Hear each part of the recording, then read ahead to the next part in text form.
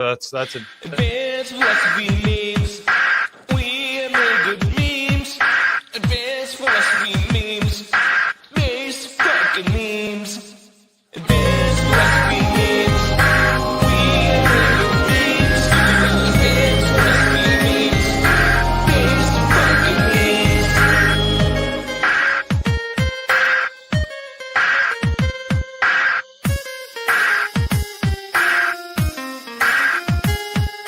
Shoutouts to Andreas, Deacon, my boy Scott, Pedro, and everyone else that engages on my posts. And Sarah, keep it up, man. You'll get there someday.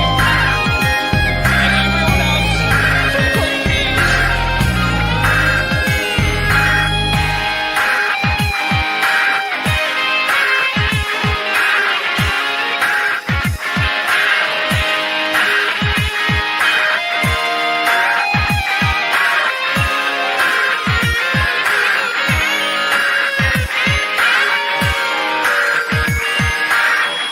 Philosophy memes. Advanced philosophy memes. Base fucking memes.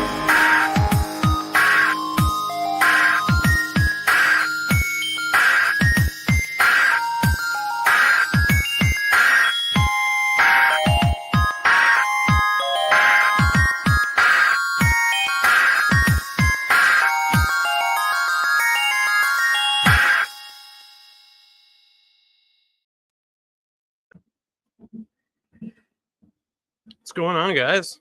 Welcome to APM, Advanced Philosophy Memes. We're just waiting for Exertus to come back.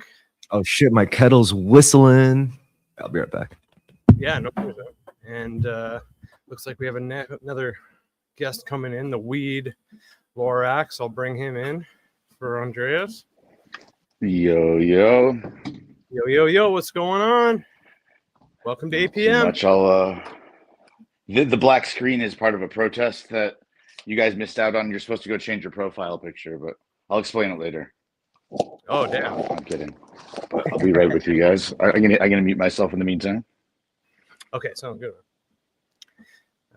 Andreas is just figuring out. There he is. It's really hard. The internet hates me. I'm trying my best. I was walking down the street earlier today, and I noticed that everything looked like vanilla sky. But it's Vienna, so it's Vienna sky. How are you?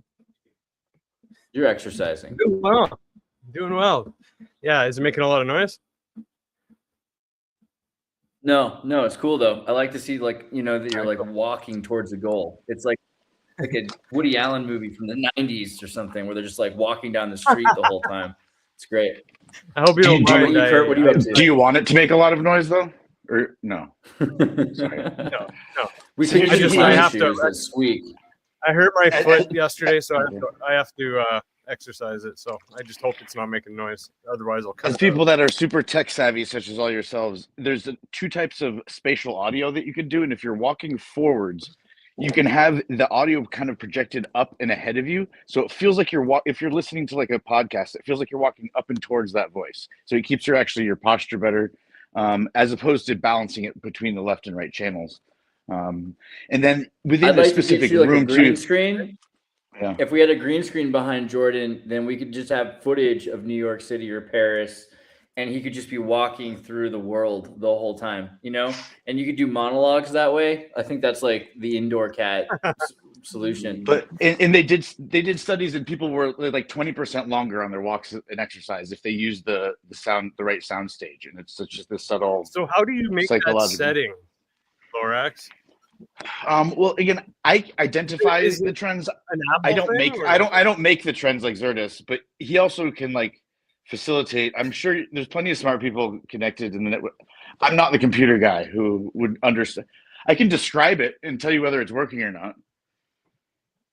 Chris could No, that's answer cool. that. I'll look into it. Oh yeah, maybe Chris could answer that. Let's try. I know this explain guy. it I know to this Chris. guy Xertus. He's wicked smart. How do you like them apples? Wicked smart. He's a smart guy. What seems to be the Kurt- problem, fellas?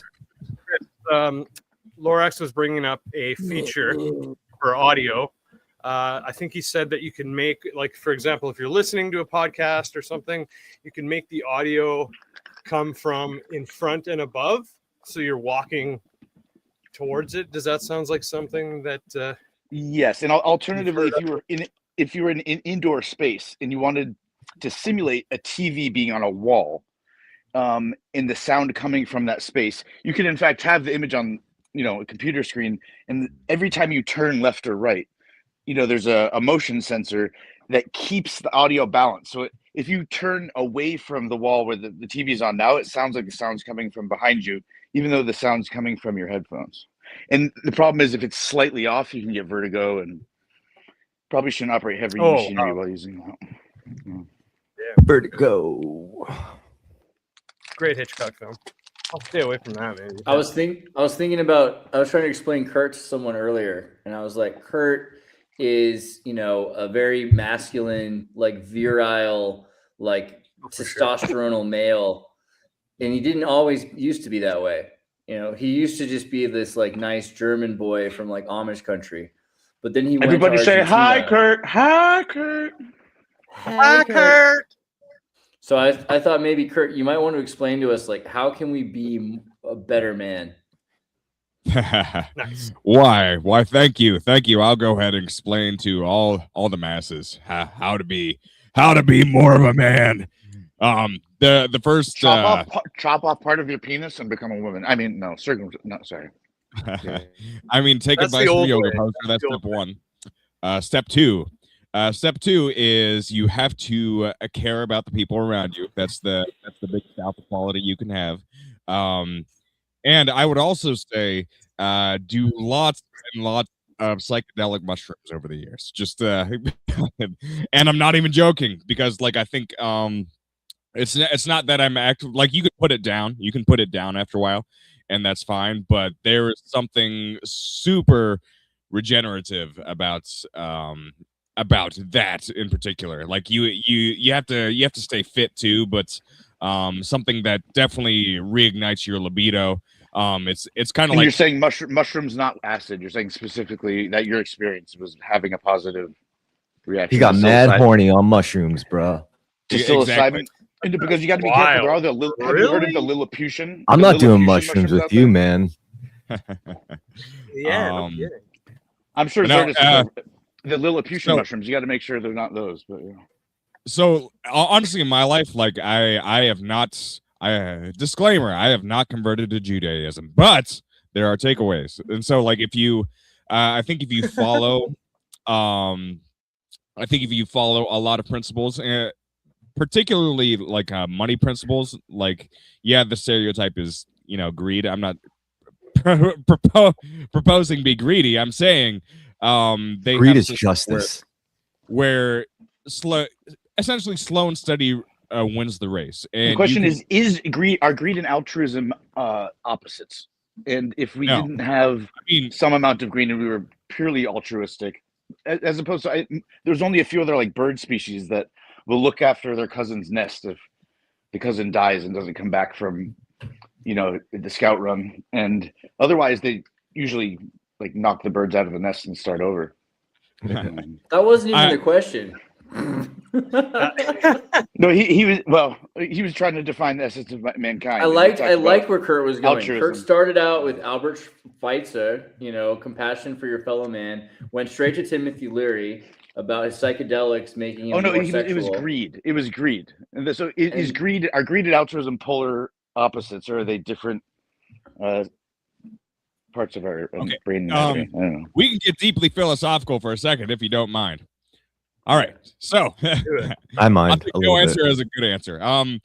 Yeah, you would, Chris. A few philosophers, I guess. I haven't read their books or anything. I listen to podcasts about philosophy, so it's secondhand philosophy. But they say one of the problems with the human species is like we don't realize how much abundance there is. Like the world, there is so much abundance, and we constantly fight each other. Like we're so privileged that we fight each other over what's happening on the Magic TV box, like Super Bowl halftime show. Who gives a fuck? At the end of the day, how meaningless is that thing? So they say, like, we have no way to come together and make a mass sacrifice like we did in years past, and that's what I a think lot we of could come together did, and sacrifice some. Well, like that's kind of like the perverted aspect of that has kind of been like the political realm. We make sacrifices all the time, but nobody's really happy about it. So what gave us the ability in the past that we've lost? So What's an example of that? Yeah, where is our greed? What is our greed against? Like, can we be greedy against nature and take things to hoard things? Yeah, that's being greedy against God, and that's the devil's work. No, not exactly. Not always. Like that can be an assumption, yes, and that can be a thing. But what is the point of garnering any wealth in a society, or what is the point? Well, I know the cure. Beans. Like, do you want to farm as many beans to dry them out so that you're protecting your people, or like it's like if you're going to have a society, if you accept the idea of society as a good thing, then being quote unquote greedy against nature isn't always going to bad thing. Yeah, but the solution is so simple, man. It's such a simple solution. You can be greedy and things can turn out okay. You just got to remember to be fucking, what's the word, kids? Grateful, right? Grateful. Thankful. Yeah. Like just because you're grateful, as a shepherd, it was your job to cull. Just because you're grateful doesn't mean how you're the not. water system works, and you make sure you're the only guy left living in the city you came from of 10,000 people eventually. No. But yeah, so Chris is right. Greed is the answer in a lot of ways to utilitarianism. It's out of greed that people do the right thing because there's a reward, a better reward. Well, I'm just saying, look, if you're just because you're grateful doesn't mean you're not allowed to have more. Doesn't mean you're not allowed to want more. In fact, when you're grateful, it's like you have more gifts. Because when you're thankful, every day becomes a gift. And that satisfies your greed because you're like, that's also like a self-fulfilling abundance, right? It's like, I don't have to be alive. I just want to be, and I am. So I'm grateful. That's like every day's a win. Right? Because it's the present time. That's why it's a present. Great grateful for the moment. Oh my God. In this moment, I am down a desert road in the middle of Nevada desert, and I'm climbing a mountain at some point. I just got to make it to the mountain first. Birdie. What up? Sorry. What up, yo? I'm thankful for the desert. You've been posting a lot from the West Coast, out on your nature hikes and stuff. It's like you're a real ass human being or something out there in the real world. Right? Like, shit, this ain't no way on. This is the real world. See, I took Bo Burnham's advice where you sacrifice your interaction with the real world in lieu of creating content in the much more real digital space where content is consumed on social media, right? Or maybe that's not the point of life. This is the way, right there, right? This is the real world. Blown out tires, nowhere, anywhere around. Yeah, this is my trip through America. I'm gonna mute out though because it's pretty windy. I think you should. I think you should make content just if you enjoy it. You should do it just because you enjoy it. I mean, other reasons that's fine. Like, oh, I wanna reach people. I wanna touch people. I wanna change, make an impact. So I don't know. I mean, if you legitimately enjoy doing it, then it's okay. Bo Burnham's point was, regardless of whether you make good content or bad content or a lot of, you should stop interacting with the real world to conserve as much energy as possible, so that if you are going to expend energy, it's to create something again in the digital technosphere, so that the basilisk can get as many data points on you as possible. And every single one of you has your camera uncovered on your phone, in your computer, when you're not using it. And there's a lot more data points. But at this point, I have mine covered, but it's zero with a tiny little picture of my penis, so that if anyone were to zoom in, that's fucking awesome. That's how you do it. No, I keep mine covered, actually, my phone and my computer, even when I'm not really using it. Thank you. I go to the bar and I'm the only one there, and I say I must be the crazy one. But yeah, I had to feeling about like, I'm actually. This episode's called Accelerationist Fatigue, and I've always been kind of an accelerationist. But the one time, because a lot of people ask me if there's anything I am concerned about technology. Kurt has asked me if I'm concerned about AI and technology at all, in the past. And you can tell I'm not usually, but I'll admit that the one time I was kind of concerned about technology, I was probably 9, 10 years old, maybe 11. And I'm in a Costco, and I go into the bathroom, and the urinal has an infrared sensor, which is a kind of camera aimed right at my penis as a child. in order that I don't have to like flush it for myself. And that's when I realized society was that's what they've been doing all these years. Okay, that's how they knew. Everyone, That's everyone's There's a okay with bunch of that bullet convenience. casings on the September ground. Should 11th I be was afraid? I'm a Canadian. no, I'm not used to seeing bullet casings. Should I be afraid? Oh no, my but Am I God, you gonna dude. know, get Just be all. shot? I've been It's all on. right, man. I think So I've been what on is that the exact what's the overall road trajectory before. of the episode today, gentlemen? Are we gonna just talk over each Well, other and get 5 seconds? Or can we give people the stage for 2 minutes at a time? Or what are we, Zerdis? What do you I mean, propose? Or do I you? love. So I You say we could defer to not. Kurt. I say we defer to Kurt.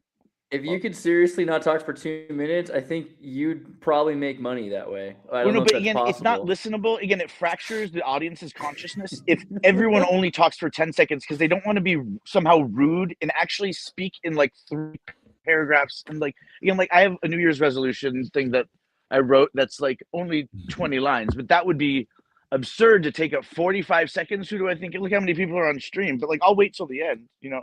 No, if I you just want to read that, let me tell my story about Nevada first. I've been on this road that you're walking down, Neo. I know where it leads, and I've driven it actually in a car, which is the craziest thing. Because I thought it would save me some time one time to avoid the major highway because it was filled with burners on their way to Burning Man.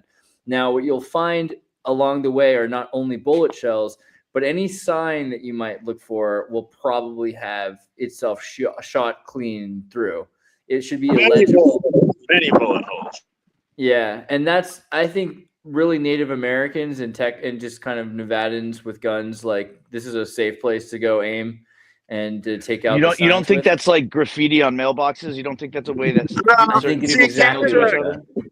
Canada, the natives, they do the It's on same. Right? purpose. You go to the native reserve to go firing, and you see all the Bernie is signs. way They're shot overclocked. up. Oh my god, dude. I mean, okay, sorry. Right, we're in the middle of nowhere. We good. If you never hear from me again, send search and rescue to somewhere in buttfuck Nevada, and hopefully you'll find me in 10 years. I'll be on that as All soon as it right. happens. Gotcha. In So 10 years, you there will want- actually be a place called Buttfuck Nevada. Like, Did you want to read something? Is that what you were trying to imply? A manifesto. I mean, sure. I think it'd be a good tone setter. And again, because I know other people on the Set stream my have tone, baby. long, coherent thoughts. Set the key. This is I have about an saying idea. goodbye. I'll make you a deal. I'll let you read it, but I'd like you to let Jordan speak for 2 minutes as an emotional and maturity test. If Jordan can speak for 2 full minutes, I'm going to start the timer at the beep, and then after that, it'll be your turn. What do you think? Sound like a plan? Anybody like this? Sounds about right. All right. So on the I'm just count happy of to be here. 3, 2, 1, Jordan, talk for 2 minutes. Well, sorry, man, you didn't finish giving. I know, the right? Wasn't that rude? That was just like completely. Sorry, crazy. I don't know what to talk about. I don't want to. Well, I mean, you've been doing a lot of shows. I can talk for 2 minutes anytime, but I'm gonna shut up because I'm running out of cell service. I love you guys. I'll rejoin later when I'm on top of a mountain. Much love, All my right. friends. Fair enough. Love you. Okay, so wait. I called this episode "Accelerationist Fatigue." So there's a lot of sacrifices we're making to make the world progress towards a goal. Is anybody tired? Anybody feeling exhausted? And then Jordan, maybe you have some thoughts on how the world has changed so much since you were a child and where it's headed. Like where, are you seeing us accelerate towards a future? And, are you fatigued? Or, whatever. That was just my thought. Sure. Also, Sparrow, we love you, Sparrow. Oh, nice. You're Sparrow, amazing. shout out. Yeah, Sparrow knows that Jordan's not going to get his full 2 minutes, but We'll that's 'cause try. he's too polite. We'll try. All good. Exactly. I guess like to answer the first part, since growing up from being a kid, I feel like there's more hate and more toxicity out there, but I think that obviously like probably 90% of that would be like social media and just all the extra platforms of communication out there. So you just see it a lot more as opposed to, back in the day, I'd like go to school, talk with my friends, play video games, eat, whatever, go to sleep, yada, yada, yada.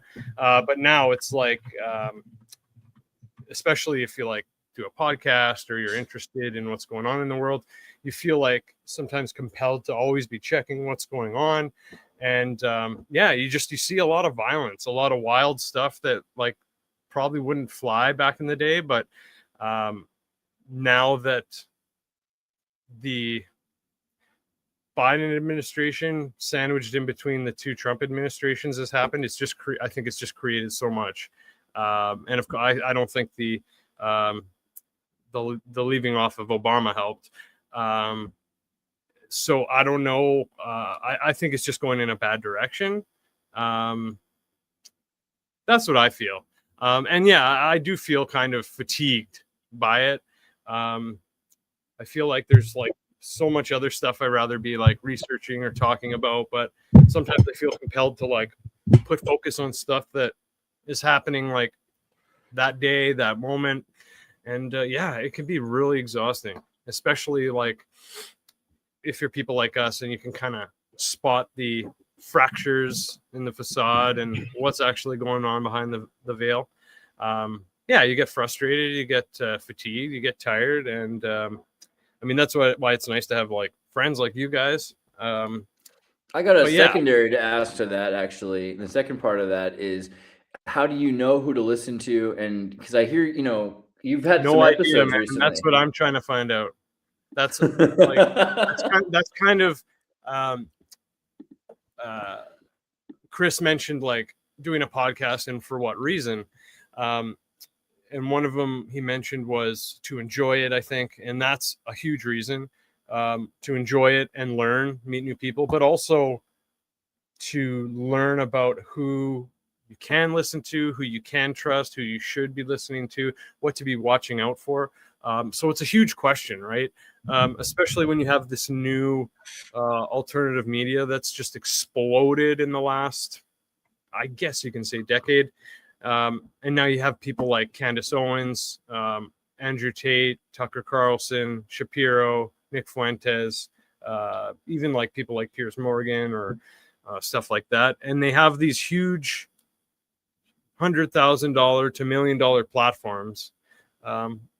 But they revamp it to be like, a garage podcast or something like we're doing, purporting to tell the truth and be on the side of the people, in between all the paid ads for the products that they say are good, but are just actually usually just as so. Like, for like, instance, Tucker Carlson. Again, I buy the premise. How does he have an expensive? How does he not just have a YouTube channel? I'm just interested. The paradigm, I think, has like totally shifted. Even Alex Jones, he's not allowed on YouTube, and he has his own studios. That was about 2 So you're minutes. saying just actually. the production value of the set itself, or? Well, that's a big part of it for sure. And he has advertisers, and people can pump out. Yeah. And all these people are walking into these positions, essentially leaving other big positions, like in news, for example, and they take that following with them. And I think nobody listens to podcasts anymore, dude. All the views are fake. Every major podcast has like 8 real fans. Like Xertus has more actual real fans than like some big podcasts. I don't know. I think Xertus has a few more than that, but well, yeah. Okay. No, I'm saying that's who knows who's real anymore. Cool. Yeah. That's cool. I don't know. I mean, we have. I definitely. I guess. Yeah. No, I would ask another part, Jordan. Actually, there's a little bit more to that. Oh, go ahead. Like, because the question I asked earlier about like who can you trust and who can you listen to, you've had some episodes recently I've been watching. They've been on the Xertus. Some people were super stoked on some of the episodes you've had. Some people were super upset about certain people. They thought like some of these guys were like whistleblowers who knew what was up. Others thought some guys were disinformation, psyop agents. Obviously you're down to talk to either, because you can let someone reveal the truth or the lie by listening to them. But what do you think how do you feel about interacting with people that you don't know whether they're trying to lead you the right direction or if they're trying to lead you astray? I actually had this conversation last night, a little bit. And I mean, I'm still like a rookie to this. So like when it comes to like podcasting, sorry. You said you had the conversation last night. I just wasn't there. Was it with a group of people? No, or I was just trying to get context. No, I had a conversation with someone else. Or ChatGPT again. There's all types of options at this point. Was it flesh and blood? It's not relevant. We'll allow him. Another human being. He doesn't have to tell us. He doesn't have to dox the person he was talking to. But yeah, with another human being. Okay. Yeah. Sorry, what was the question now, man? Oh my God! So if you can trust, Sorry, how dude, do like, you know interruption who to throw me trust? off. Or yeah, I know it's hard, man. Oh, I'm sorry. for people See, that this come is on, the for, test. okay, This was the so test. people that come on. Sorry to interrupt, but people that come on and whether I know or not if they're kind of leading me in the right direction or a wrong direction on purpose. That was your question, I think. Or right? trying to lead you astray. Yeah, exactly. Yeah. Try to take everything at face value. I mean, you can't. I don't necessarily like the idea of bringing only people on that you agree with. So if someone's going to come on and lead me astray, I mean, I would hope that I would do some research and maybe ask around to get confirmations if it's something very significant, if I don't know about it. But yeah, I mean, it's a huge issue, right? I'm sure that you having a larger platform, you face that yourself. So yeah, it's something I'm definitely kind of learning to run with. I don't know what I actually would love to hear your thoughts on that, Andreas, being more of a. I mean, it's really hard, obviously, because I think when, some people were really upset at me in my past for having people on that have been clearly shills for the Illuminati on one level or another. And I figure that's like the most important people to bring on, is the way I look at it. People can be upset at me for trying to show people lying, but you gotta capture a lie in a recording. Like, that's the best way, and especially because time will tell. The more that you see the way a person act, the more track record you have. Eventually, you know me, which is really interesting. So many people know me because they know how many videos I've made about whatever. They know whether I'm, authentic or if I were not authentic, and I think that's the main thing with the disinformation agent. You have to present their information in such a way that you're shit testing them publicly in order to record that. So you See, have none of you guys are sports fans, but Sports Network all day. You have guys that are quote unquote lying, saying my team is. Yo, when did I say? Wait. When did I say I wasn't a sports fan? And then eventually one of them's wrong. I like every day. sports. Every day, half the people are fucking ready, and you move on to the next day. I feel like people are trying to create this AI simulation where they're eventually going to have a computer system that is good enough to predict the future, and then they're going to rely on it when the message is supposed to be over and over and over again that no matter how good the computer system is, don't trust it. William Dubs is right.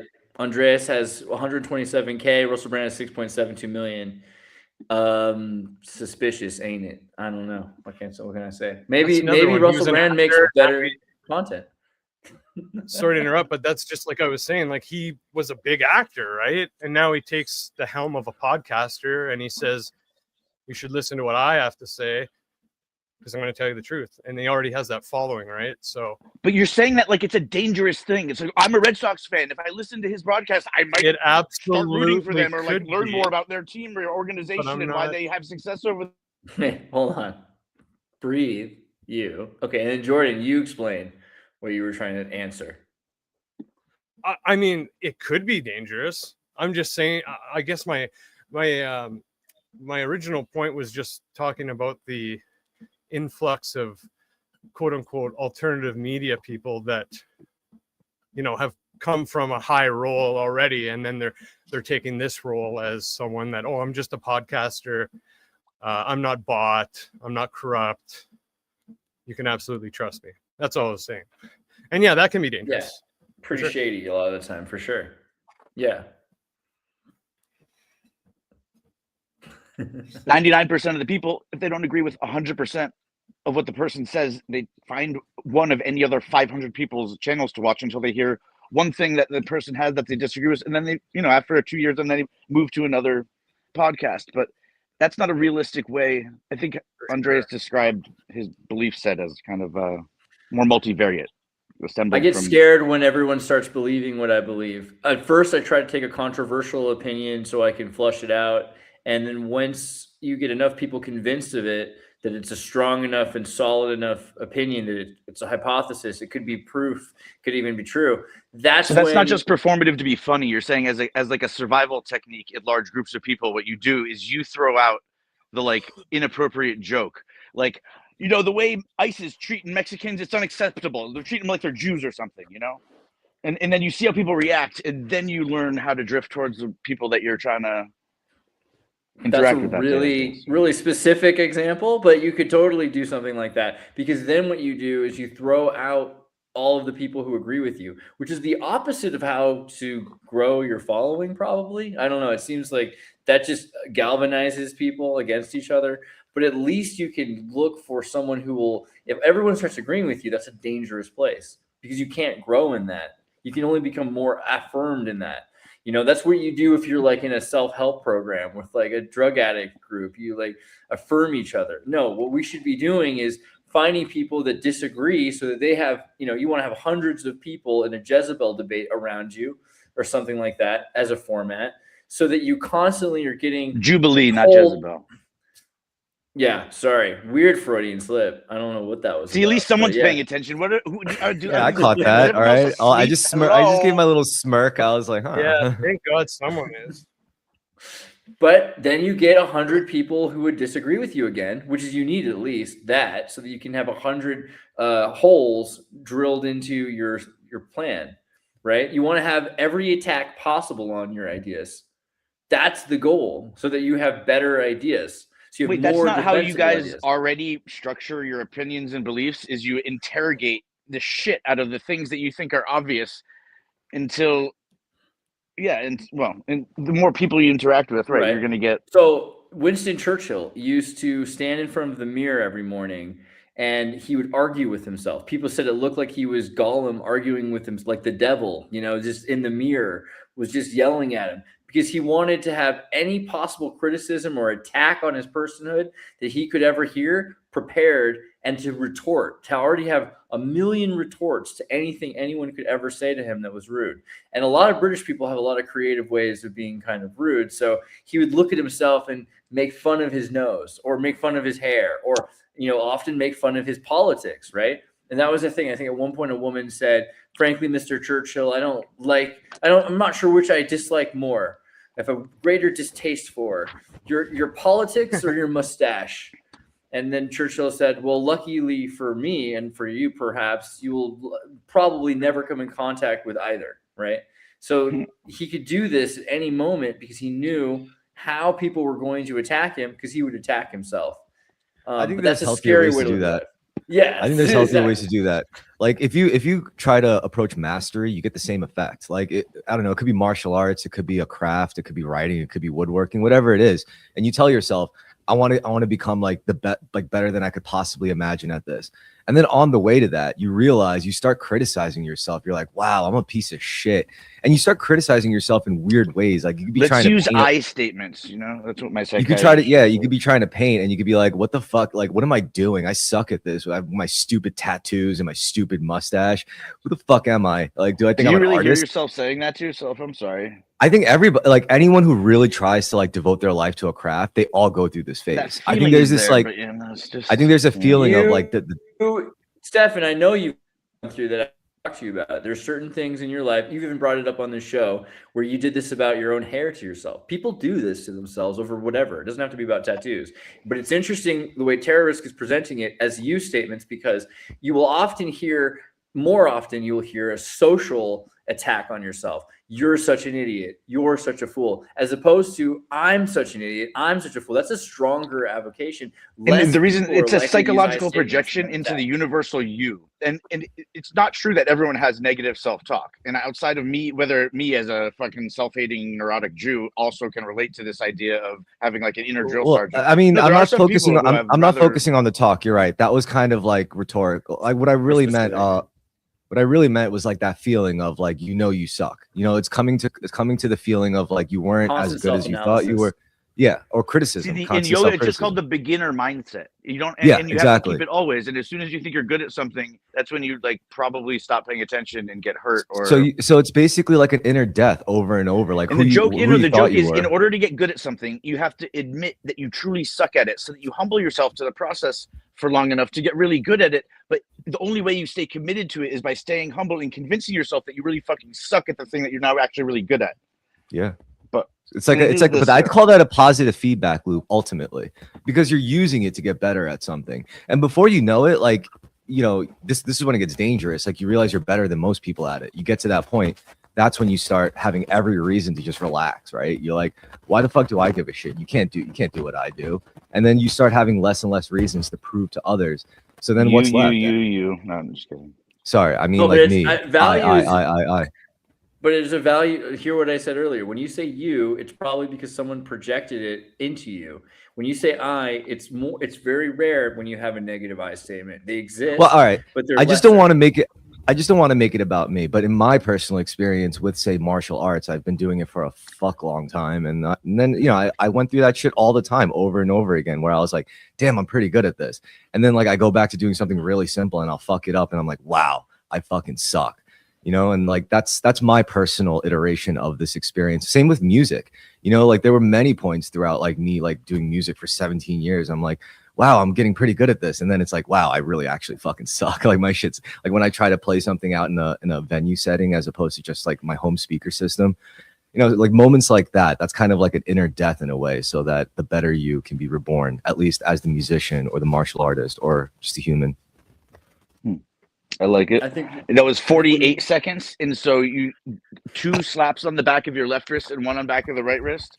And again, how dare you take up that amount of time? Because it's not like Andreas brings you on all the time, because people actually are interested in hearing about who you are. And again, it's like relatable, but you're actually doing the thing that everyone should be doing, which is podcasting from their headquarters and just like recording their conversations with their friends, either as like a way. Because if everyone does it, then otherwise they're just tracking the podcasters. Like they had like separate divisions of Crime Stoppers for the rappers and the hip hop industry, but like, or like 3 Star Treks at the same time. Yeah. Like if everyone's live casting all the time, there are in the barber shops, sometimes 3 or 4 of the guys will have a little suction cup, and there's someone in their family up, and there's just always hanging out with someone, oftentimes overseas. But there's no reason to be alone just because you're working or not connected. Kurt, do you suck? What do you think? Are you able to say you suck or I suck to yourself, and which one would you say? I would say that you suck, Andreas. Thank you. Yeah, just kidding. Just kidding.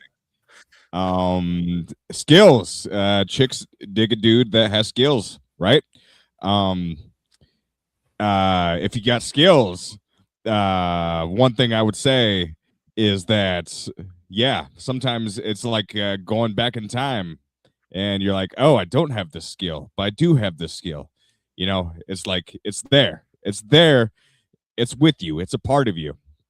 I will say it's like, if you view life as if you're like going down just like a water slide and everything's just like going really fast, but it's like the water slide itself is like kind of the experience, right?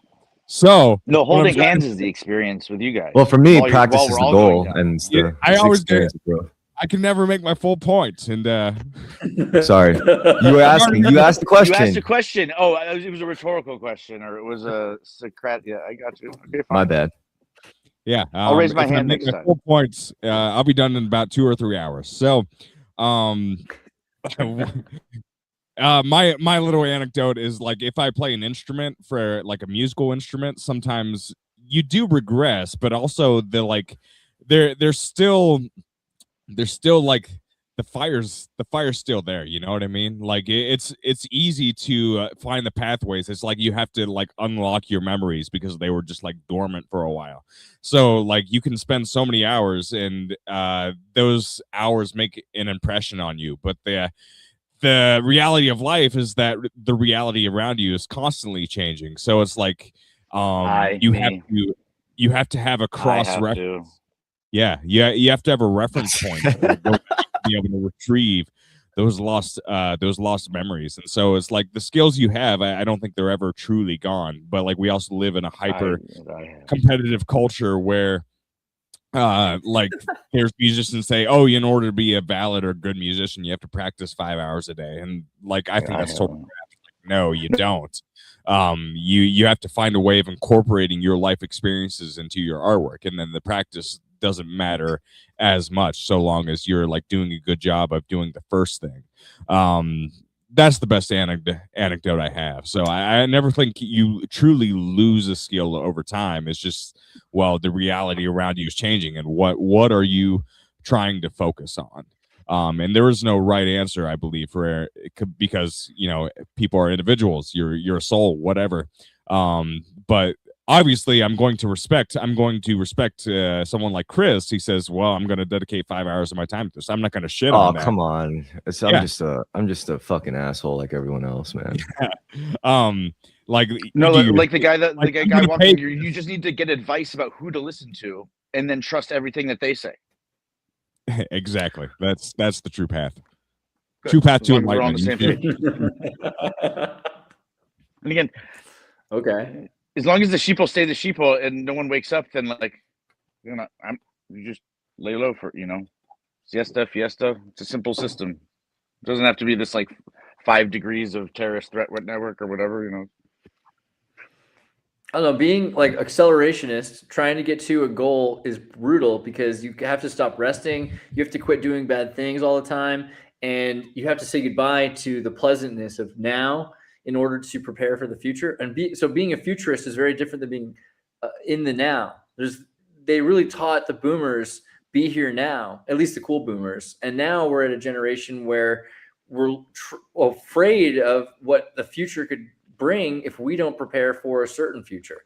If you have a decennial future that you're leading towards, you know what's going to happen if you spend every day studying to be a samurai. You're probably going to be a samurai.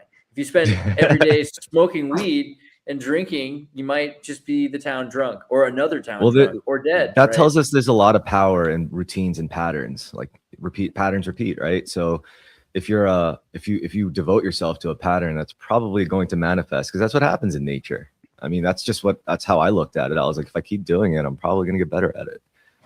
But that means saying goodbye to the present. Yeah, and yeah. a big part of living in the now is saying, implies a truncation, and then you're taking the evaluation of what is and then predicting what's in the future. And so, as if you were going to be stuck, Teresk, in any moment, or Zertis, in any moment, and you had a choice of what that moment would be. And then the joke is we are all always in the present moment because you can't really ever be anywhere else. And how it would suck to get stuck in any other specific moment. That's just so specific, and you'd always just be fixed and static. But the moment that we are all always stuck in is the present that is ever marching forward. And the question is a pattern. But people don't often experience the present. It's something finite. You can choose. Fixed. You can choose usually between data set. Basking in the existentialism of the present, of being here now, like I said, or you can focus on using now to get you to another future. And that often comes at a sacrifice of existential want and lust. I think for me, it's always been like a state-based thing, because like I don't really close myself off from anything. It's just what I really I go for like active state maintenance, where I say I want to be aligned in mind, body, and soul. And I try to incorporate the things I do to like serve that goal. Okay, so I haven't been dating, so I don't shave my balls, because I don't know that if I meet a girl and she goes down on me, that she really even likes balls. Some girls don't like balls at all, or don't like, but so is that not being ready at all times for life and not living according to my ethos and being too much of a... But as far as committing to leaving something behind and setting intentions for the year forward, I'm going to pretend that I wrote this and hope that me reading it sounds important. But I actually got this off of a guy on Instagram, Matua Bill. I think he's a guy who's got face tattoos from like Maori warrior style, but he looks like a Maori warrior, but just with white skin. I don't know, everyone should look him up, but I'll leave his name in the comments. So this is about saying goodbye to yesterday. And actually, before I read this again, I can also do this in 20 minutes, or it could be like a game. Like, go ahead. I think you should do it in 20 hours, because we're starting to get deep. We're using like long syllable words. We're being philosophical. Read it. Go ahead, read it. We're not casting pearls before swine here. Oh, okay. Try to read it in like one sitting, like do it as quickly as you can. Well, you told me if I spoke more slow. No, okay. So yeah, it's also true. All right. Whatever you have to do, just be yourself. I'll put the right emphasis on the wrong syllable. Okay. So we have, thank you for showing me what no longer works. And this is saying kind of goodbye again to either yesterday or 20. Then thank you for the pressure that revealed what was real and who was real. Thank you for the lessons I did not choose, but I survived anyway. You stripped away illusions. You asked for honesty when I wanted relief. You taught me that endurance without truth is not strength. I realized that the weight that I was never meant to carry alone, and I forgave myself for how long my survival has been taking me. I honor the version of myself that stayed when leaving felt easier, and I welcome tomorrow in 2026. And this is what I welcome, is that I enter you 2026 without pretending. I choose steadiness over urgencies. I choose alignment over approval. I move at the speed of safety. I trust small steps done consistently.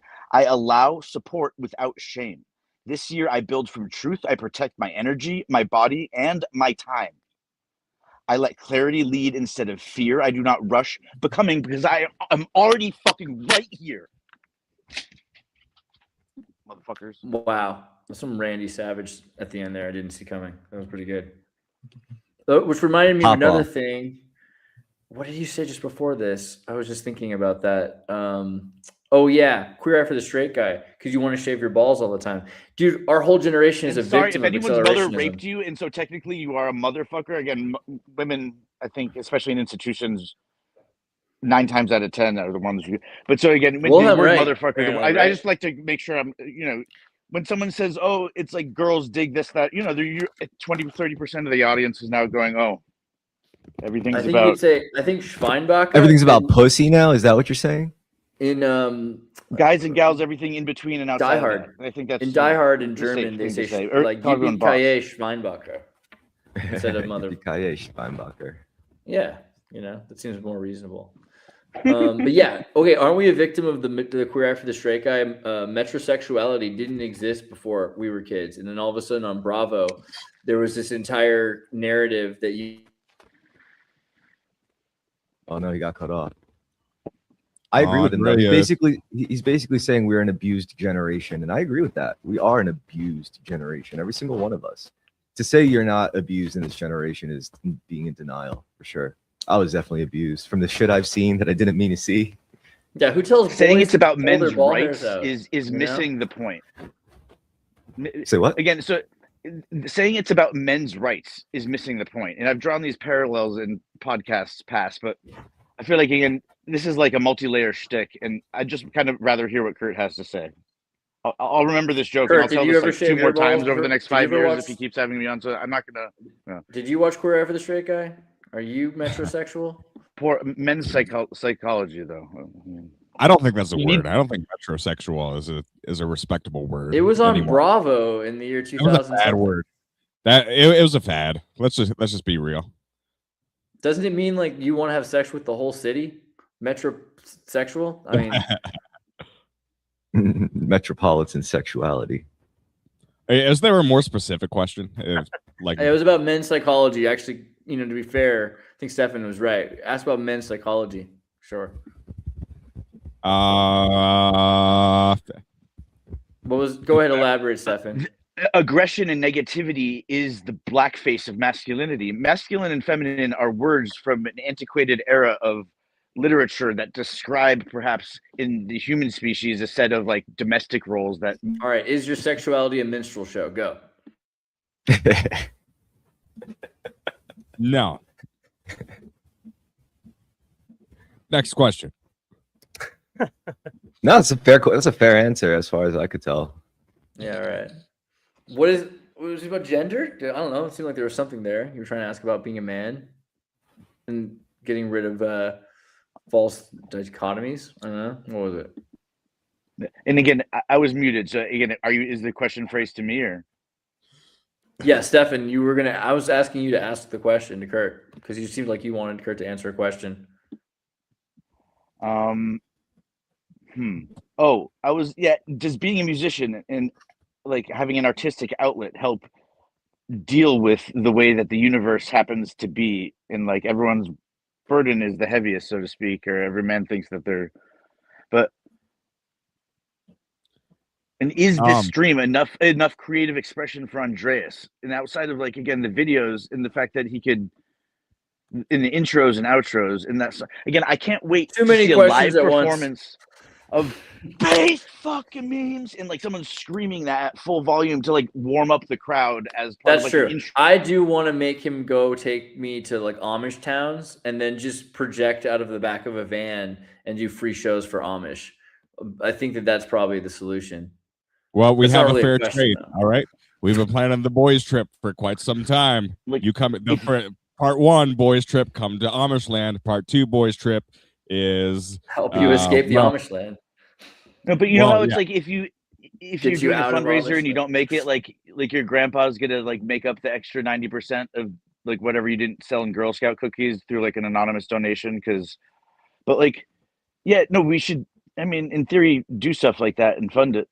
We should send Bernie back to the Badlands. You should set up the Exertus headquarters in New York City and have Kurt like live there, and Andreas is closer to Europe, right across the pond. And then we could all just go What was there. the And impetus of the road trip? Because last episode too, Kurt was talking about a boys trip, but no, but this one was specifically to film what now? There's an East Amish Coast town. boys trip. It's starting in Pennsylvania. Actually, I could start it in Boston, get to Pennsylvania, then we lead to New York. And then in New York, we have to go surfing for some reason, but it should be in the snow at Montauk because that would be really funny for Kurt, just for a snow trip. Like, have you ever skied? I mean, surfed? I mean, in the snow? It's like, what is it? What even is it when you surf at Montauk in the snow? Do it. There's not many and then- podcasts where people get baked, and so the idea. What do you guys think of a title instead of Based AF, which Krigler does on Mondays? I want to do a podcast called Baked AF, and like that way, like even celebrities will call in and they can do their loosiest goosiest material that they edit out of their specials because they're trying to play to the middle for the mass market, but like. And to I show feel what like it's okay to they be goofy, don't let you know? do that, right? Wouldn't there be more shows like that? Obviously, But like I feel Odyssey, just again, YouTube there are doesn't some allow streamers that or that like something. link up with Snoop Dogg and do it. well, But again, they're I mean, all smoking THCA weed. Weed went out of style because it's not good anymore unless you decarb it. But we're not going to get into that right now. well, if you watch like terrorist episodes, every single one where I'm smoking like back to back joints, and like You don't know. Yeah, It and could that's easily be wasted. something else, though. But you But don't know are your what it eyes is. red, my It could friend? be anything. It could be anything. I'm just saying it's like as long as you don't make it about that, then you could pretty much go under the radar and get as loaded as you want. It's all good. And So just with edibles and stuff too, and again, most people that are looking for high dosage of THC, they're going to dab, and then THC, depending on your dab rig, works. But for the active, have you ever smoking not and the art smoked of weed rolling, for like a long time, and then you try it, and then you realize that it gives you extreme anxiety now, and you can't smoke it anymore? No, you know the frog in the boiling pot where it slowly gets warmer and warmer and warmer. The weed slowly got shittier and because again, when weed is legalized, the dispensaries would stock up with like a 2-month supply, and so it sits on the shelves, and at least it cures a little bit. But then eventually everything is on consignment because all the brands are competing with each other, millions of dollars in debt, and none of the brands in the We have states where two it's votes. legal to One sell, is Stefan quit weed. It's dorky. And then Eric, definitely not Eric Dubé says just smoke more. So you've got two different opinions. How is you should definitely which one is the psyop? Reach out to Derek. Speaking of like people that you're not reaching out to him because you like him or like he would just be a great voice. Now that the Which guy one? that was related to Joseph Smith isn't on. Eric Dubé, just invite him on. Yeah, I should try again. I haven't talked to him in a long time. He picks hole in the wall podcasts sometimes, but nothing regular and repeating because they open up and close up shop. Whereas you're Mr. Consistent, you know. Oh my god. I don't know. Has Andreas already replaced himself? I think with an AI? the flat Earth thing is really like where I got in trouble to begin with. Once I started interviewing flat earthers, that's when my channel first experienced like major cuts to promotion by YouTube. You know, it was like 100,000, 20,000 view videos, very standard. And then I did interviews, and it was right around the time they said that BBC had an article talking about the concern about misinformation on YouTube. But do Baptists stop listening to a channel if you talk about Catholicism for 30 minutes or have like an episode or two about it? Like all of a sudden they're like, no, never again am I tuning in. I mean, those kind of closed-minded people, you want as much distance between you and them physically and digitally probably as possible. You can go ahead and be fans of like fucking anybody else. If you're the type of, again, you termed coined the term hypnotic reactionary. And then Matt Baker, his equivalent was Mindkovic, which is like a mind control victim. And it's someone who can be convinced with even it used to just be a bulletin or a magazine article to be radicalized. Now it's a 5-minute video that's probably flashing lights at you at the right times and is playing off of heartstrings. And you'll go put your life on the line. You'll go you'll go participate in stalking a bunch of federal agents that, yeah. Right? In Minnesota. And that's why Andreas isn't there right now. Otherwise, he'd be in the back of a series of vans being like given medicine. So he only remembers the last 6 hours, which is the current mission he's having, like stalking the current, whether it's in defense of, and he's like setting up the simulation on both sides in the hopes that I don't know. Dude, what about John Birch? I don't know.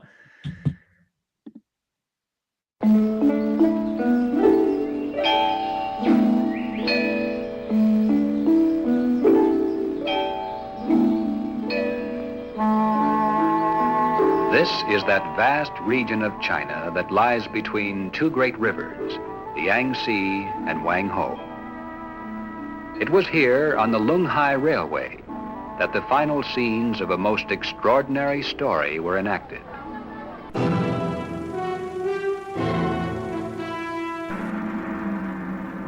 American though he was, John Birch's life ended where it began. For as Asia was the place of his death, so also was Asia the place of his birth.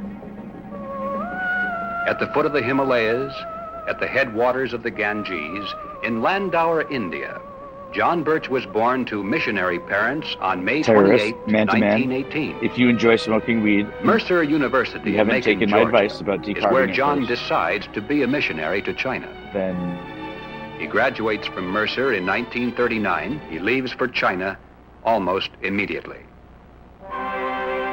When John arrives in Shanghai during the summer of 1940, China has been at war with Japan for 2.5 years. He stays in Shanghai for the first 6 months. Attending a language school, he picks up the local dialect in record time. In fact, by early 1941, he masters the difficult native language well enough to be sent to Hangzhou, where he teaches at a Chinese school for boys, conducts religious services, and works with Chinese ministers in many small churches throughout a wide area. His routine missionary trips back and forth through enemy lines are not viewed kindly by the Japanese. Two people say something at the same time. On the very first day of war with the United States, December 7, 1941, the Japanese forces in China send soldiers to arrest one John Birch, American missionary. Alerted to the danger, John narrowly escapes To and everyone flees to else's Yangtze NPCs. province, where he continues to expand his missionary work. On April 18, 1942, launched from the deck of an aircraft carrier, Colonel James Doolittle leads his famous raid on Tokyo. The pilots know they can never land their bombers on the carrier, so they simply head toward free China as far as their fuel can carry them. They bail out All the over scripture enemy about even one territory. nickel verse from a woman. Meanwhile, John's missionary activity has brought him once again deep into the Japanese-held sector, and the next night finds him inconspicuously seated at a small cafe in Zhejiang province. A stranger approaches and whispers, "If you are an American, please follow me."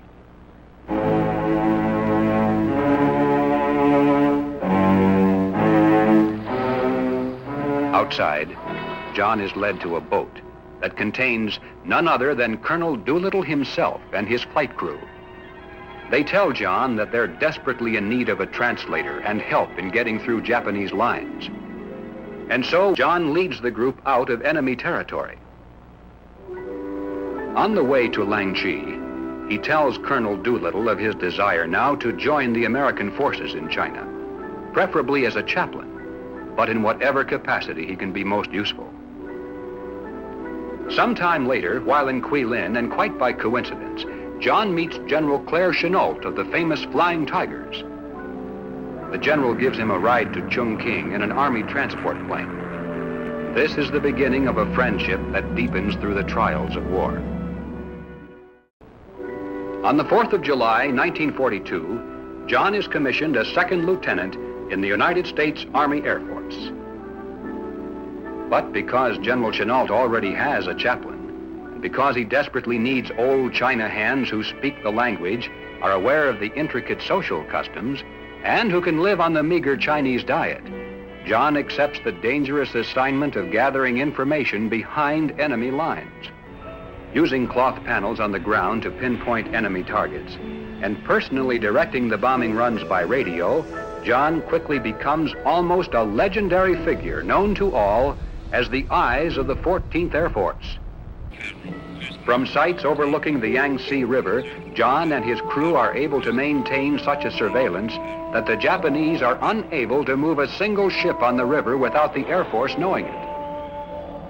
When Air Force pilots have repeated difficulty in finding a particular munition dump, John filters back through enemy lines to a friendly airfield, and then, riding in the nose of the lead bomber, he personally pinpoints the target for the bombardier.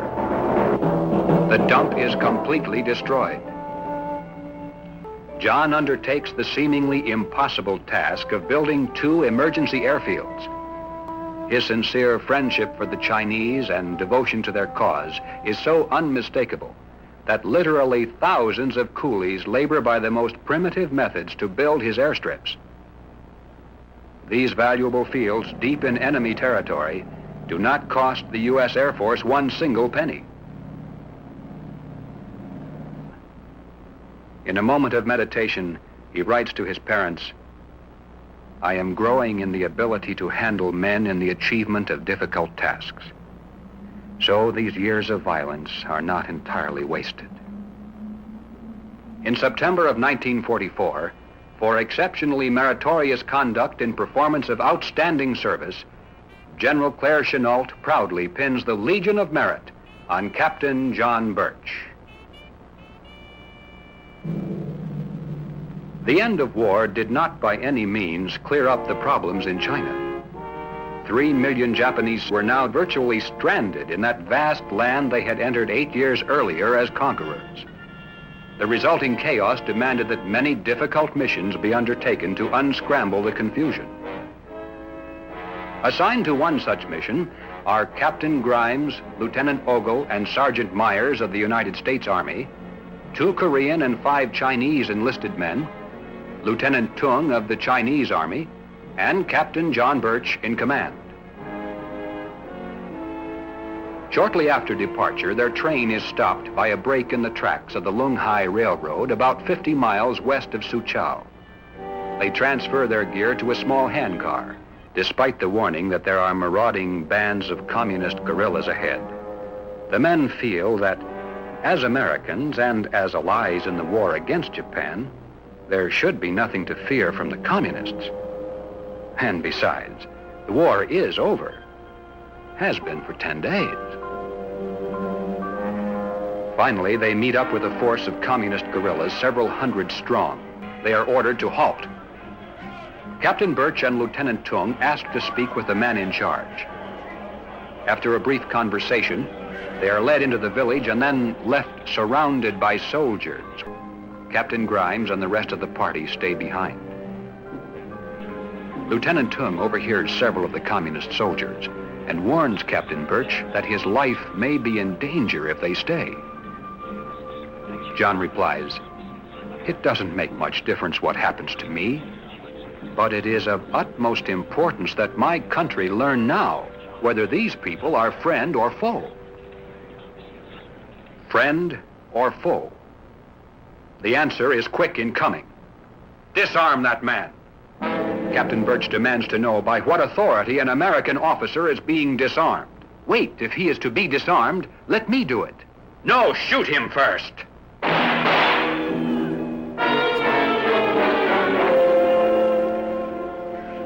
Lieutenant Tung has been shot in the leg and then bayoneted. The last thing he remembers is an order for Captain Birch to move out. But John, also hit in the leg, replies, "I cannot walk."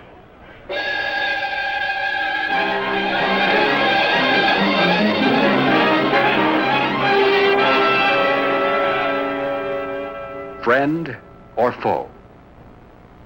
As the body of John Birch lies lifeless in a ditch, the question is answered.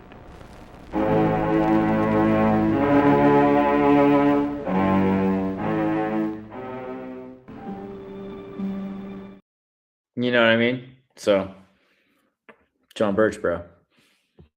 Sus. And very interesting. It's like reminds me of like What a Family Guy cutaway that was. yeah, it's like a fairy tale of John Smith or something like that. It's pretty funny. I mean, yeah, it's kind of a weird reality. Whoa, we got. Oh my God, it's Aiden. Hey, how's it going? Bro. Oh, my hair's horrible right now. What's going on? You're in Texas. Yep. How's it going in Oh, Texas? nice. Doing good. Just got out. So. From jail? So I know you've been working on some awesome projects. Do you have a Clawbot? Are you doing any of that, or just doing the generative Yakubot, right now? yeah. Wait. We can show that right now. Yeah. Yeah. Where do I Guys, go to the Aiden AI? Yeah, the Yakubot on Instagram. Twitter, TikTok. That's a good one. How do I Honestly, find it? I sent a few of them to you, like on Instagram. Okay, hold on. Let me see if I can find it quickly. You sent it recently? All right. Yeah. Okay. What's going on, Aiden? I'm Jordan. Jordan, how's it going? It's been going good. I've been shooting constantly 8 hours doing this shit, like just grinding now, like epic grinding. At work? Oh, No, on it's good. Quadbot. I Yo, mean, same it's- here. I'm losing sleep over this shit, man. Like it's Wait. fucked up. Put the yeah. But you have to put the sound on to make it funnier. I'll work on it. 1 second. Here we go. Is ICE trying to deport your black boyfriend? Is ICE putting handcuffs on your son? Are they asking for his papers? I am Uncle Hassan. ICE has harassed me too. They follow me into an alleyway and make fun of my bulbous head. Fear not, for I have solution, a Somalian solution. Yakub laser. Yakub lasers melt for ICE agents and their Filipino wives. Yakub lasers will make the Asian women fly? What endearing Somalian engineering you have, Uncle Hassan. Yakub laser will make all of the Asian women fly by kilowatt-powered. Hi, me and my son Jaden need personal lasers to fend ourselves away from ICE. Yakub lasers saved our community. Yakub lasers is the future of Somalia resistance and BBW protection. Is ICE trying to... Is this with Sora, or how are you making this? Did you make this on your own system, or did you use Sora? I never use Sora. Don't use Sora unless if it's This like is your own something like local? Emily Eustace is doing. Don't use Sora. Are you depressed parent? Your children can't read. Mine can't neither. Hi, I am Uncle Hassan. My child has autism and dyslexia. My child came home crying every day. White school teachers were too stupid to help him. Fear not. With Somalian doctors I invented with Yakubot, my children could learn. Yakubot was built by Somali hands and funded by Qatar. Yakubot runs on hats, BDBW, biofuel, Captagon pellets feeding an APM 2 GPU NVIDIA processor. Somalia created, engineered, children do good learning. Kids learn to read in 10 weeks or money back. Eddie Hassan, I can read better. Jesus, bro.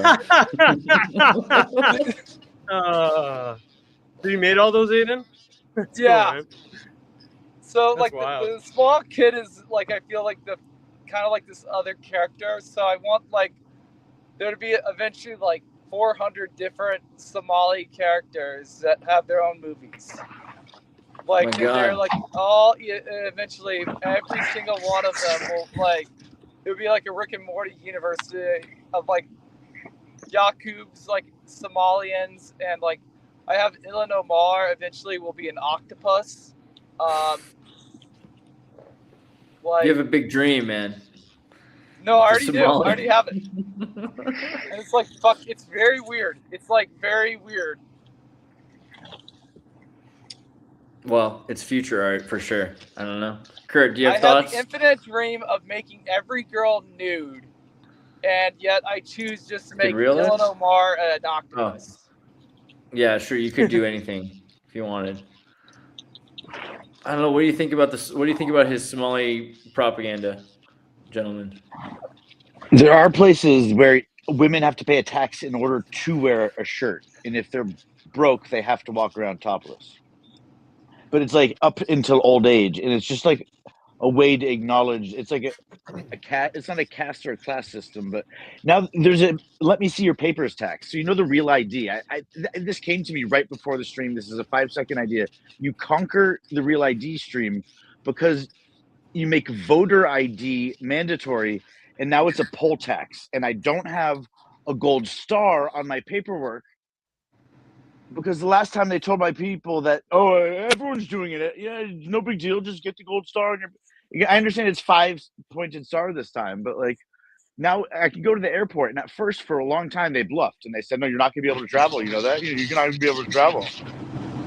But now you can go there, and somehow by swiping your credit card for $45. Someone's audio is all out of whack right now, but yeah, I think you're sorry, single mother. I think your microphone's a little brutal. But no, It's all so good. Andreas, you're tech savvy. How does that work? You swipe your credit card, or let's say you pay cash. Now, what it was supposed to be a unique code and signature in your microchip real ID. Now it's a chip in Somehow the air. you So just if pay someone has a $45 machine, and there's a guy who pushes a button, and it's fine now. You're good. someone can actually scan your card as you walk by now, right? Because they've got those chips that you can bring up close to the machine and it just sort of taps. But if you have certain machines and you aim them at people, you can copy the codes from different credit cards as they walk by you. And then you can use their credit cards. You can charge their credit cards with various tools that can wash it through a name that seems reasonable, and it quickly takes the money and puts it in a different account.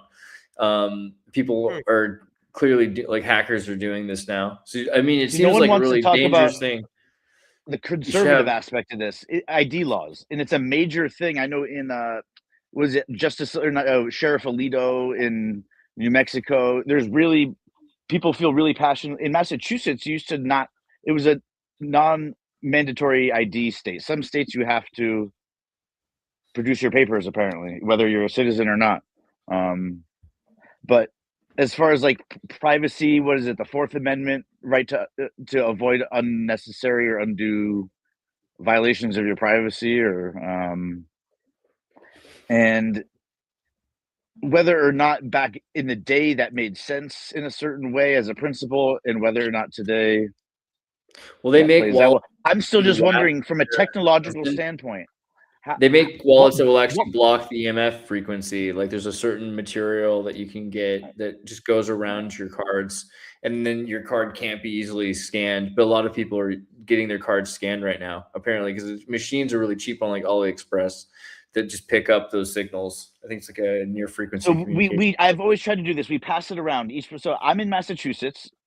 They're trying to switch to the Real ID, which means you have to have a microchip in your card, and they say that's as good as having a passport, but I don't have that, and I've renewed my ID. They said before if you renew it after a certain amount of time, you were not going to have a choice. It was going to have to be the Real ID, but then eventually they went back on that too. So they bluffed. It's like the vaccine, It was, Look this up. Robert Vincent calls BS on your shirt tax for females. Is there anywhere, I'm asking the internet, is there anywhere in the world where women have a shirt tax? What was the rest of your point? And like have to be taught. It was in the imaginary universe that Aiden was going to create. And by the way, Aiden, what's up, man? I like how you appeared when I disappeared. Yeah, sup? I just got out of things. I just saw your thing. Usually, yeah. Your facial structure is somewhere between mine and my father's, which is interesting because me and him don't look all that much alike. But like, if there was some other alternate lineage or something, again, tell mom I say hi. When redheads see each other out west in America, they say, tell mom I say hi. But, yeah. In Switzerland, apparently there was a gender-based tariff tax where women's clothes faced a higher customs duty than men's and had a real effect on the retail pricing. Not exactly the same as like being forced not to wear women's clothes if you're a woman. No. I was talking about gentlemen's clubs. Where it's like you pay membership to like be there, but some people are paying membership to work there, and if you're working there, then you have to have your tits. No, again, that's not. I thought this was something I heard I saw it on the TV actually. Hey, this is some sandstorm stuff going on here still. What it was is there was an influencer, and I asked everyone else, and they all said that guy was like a really trustworthy source. So someone I believed. Y'all know that movie, Tremors? Real. I tell you. I'm out here. About to get eaten by one. No, I'm just kidding. But if I were to fake my death in a Nevada desert, it would happen on the live stream, right? So if I disappear and show up dead, just know I'm still alive. All right. Fair enough. All right. My God. Chris, save me. With what? What do you want to? I don't know. What do you I want me to was just say? thinking. I just think it's a hot potato. All right. So with Passing through. Aiden's AI content, I think it's really. I mean, it's probably the smartest route you could take when you're trying to, I don't know, make some kind of significant platform on social media driven by AI generated content. Basically, just funny shit. Because like a lot of my friends would basically tell, like they would readily make fun of like AI quote unquote slop. They'd be like, that's not real music, that's not real editing, those aren't real movies, whatever, just this typical the criticism loops. But then eventually they'll just be like, but those at the same time, like they'll love the hilarious ones where they show like Jeffrey Epstein, like, like basically a side reel of him traveling across the world and getting into all sorts of like shit like that. And like people just eat that shit up. They like the funny shit. It's like they can't take the real stuff seriously that artists would wish you would take seriously. No, but they love the funny shit, like Yakub with his big brain talking about like white people lasers. Like that's the shit that people just fucking It's on the right like, side of the uncanny valley, because if it's too real, then people. I mean, I feel like we're a couple years away. Anyone born within the last 3 years, by the time they're 10, there will be no. All children will know that looking at some video doesn't mean it happened, right? I think a lot of people today, you show this to people that are 40, 50 years old, they still believe the moon landing. They're still going to believe the Yakub video more than anyone else. There's a bunch of, it's crazy when you go on Facebook, how many boomers still see the most obviously fake AI videos or photos and believe that they're true. But I don't think anyone will take anything to be real anymore. Ironically enough, this is probably going to drive people to trust cartoons more, because they're going to be like, at least we know that cartoons were made with the intent of presenting itself as this is not real. This is just a cartoon or animation or whatever. So people will be more at least like inclined, I think, to go to those sources of entertainment and be like, well, at least we know this isn't like AI pretending to be real. This is, even if it is AI generated animation, Well, did you guys hear that Jason Vanderbeek or whatever, James Vanderbeek, the Dawson's Creek actor, just died? Dawson's Creek? He died? Yeah. Really? Yeah. Was that drugs or accident? Bro, no. I don't know. I just saw. Check it out. Colorectal cancer. That's bummer. Yeah. 48. Yeah, that's crazy, garbage, man. What is this? The freaking 40s or 50s? Yeah, it's weird. I mean, like, it's been a lot of weird celebrity deaths recently. It always feels like they're preparing. When a bunch of celebrities die, it feels like they're preparing for a super vampire storm. Some kind of high energy. I don't know. That seems weird. The last person who died a week ago was the Schitt's Creek and Beetlejuice mother, right? Catherine O'Hara. Canadian. Yeah. Catherine O'Hara. She's a legend, man. She's actually a legend in comedy, especially Canadian comedy. But SCTV, Schitt's Creek, Home Alone, Beetlejuice, like you said, she did quite a bit. Yeah. I wonder about the deaths of these people, like, because it just seems so, like, there's got to be something that happens right before this, like some energy shift in the universe. All of a sudden, something is about to happen in the Ukraine, or, yeah, exactly. Right. Something weird. I wonder why these people of all the Expendables. Right. The Harvest.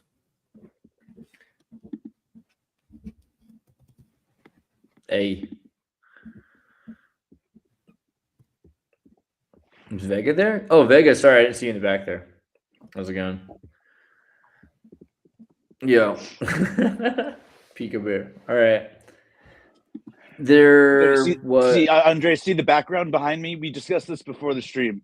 I'm now blending in. I've got like a bunch of weed-themed outfits. You got the pants that match the top of weed leaves. And see, I blend in. So, you know, in the movie Grandma's Boy, the guy who wears the trench coat, he sits there and he's Great up against the wall.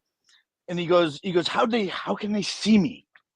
Because in the game, that cloak gives him like invisibility. And he like was putting himself in the mindset of the main character of the game. And, you know, how can they see me? Right? I should blend in.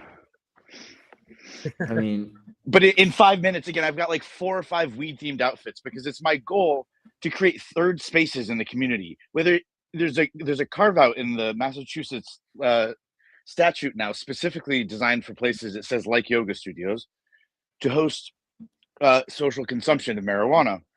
And so it's like a cigar club and you pay a membership to get in. And as long as you're not drunk, there's probably elders and people playing music there. And it's a community space where you're not going to get kicked out for just smoking weed all day.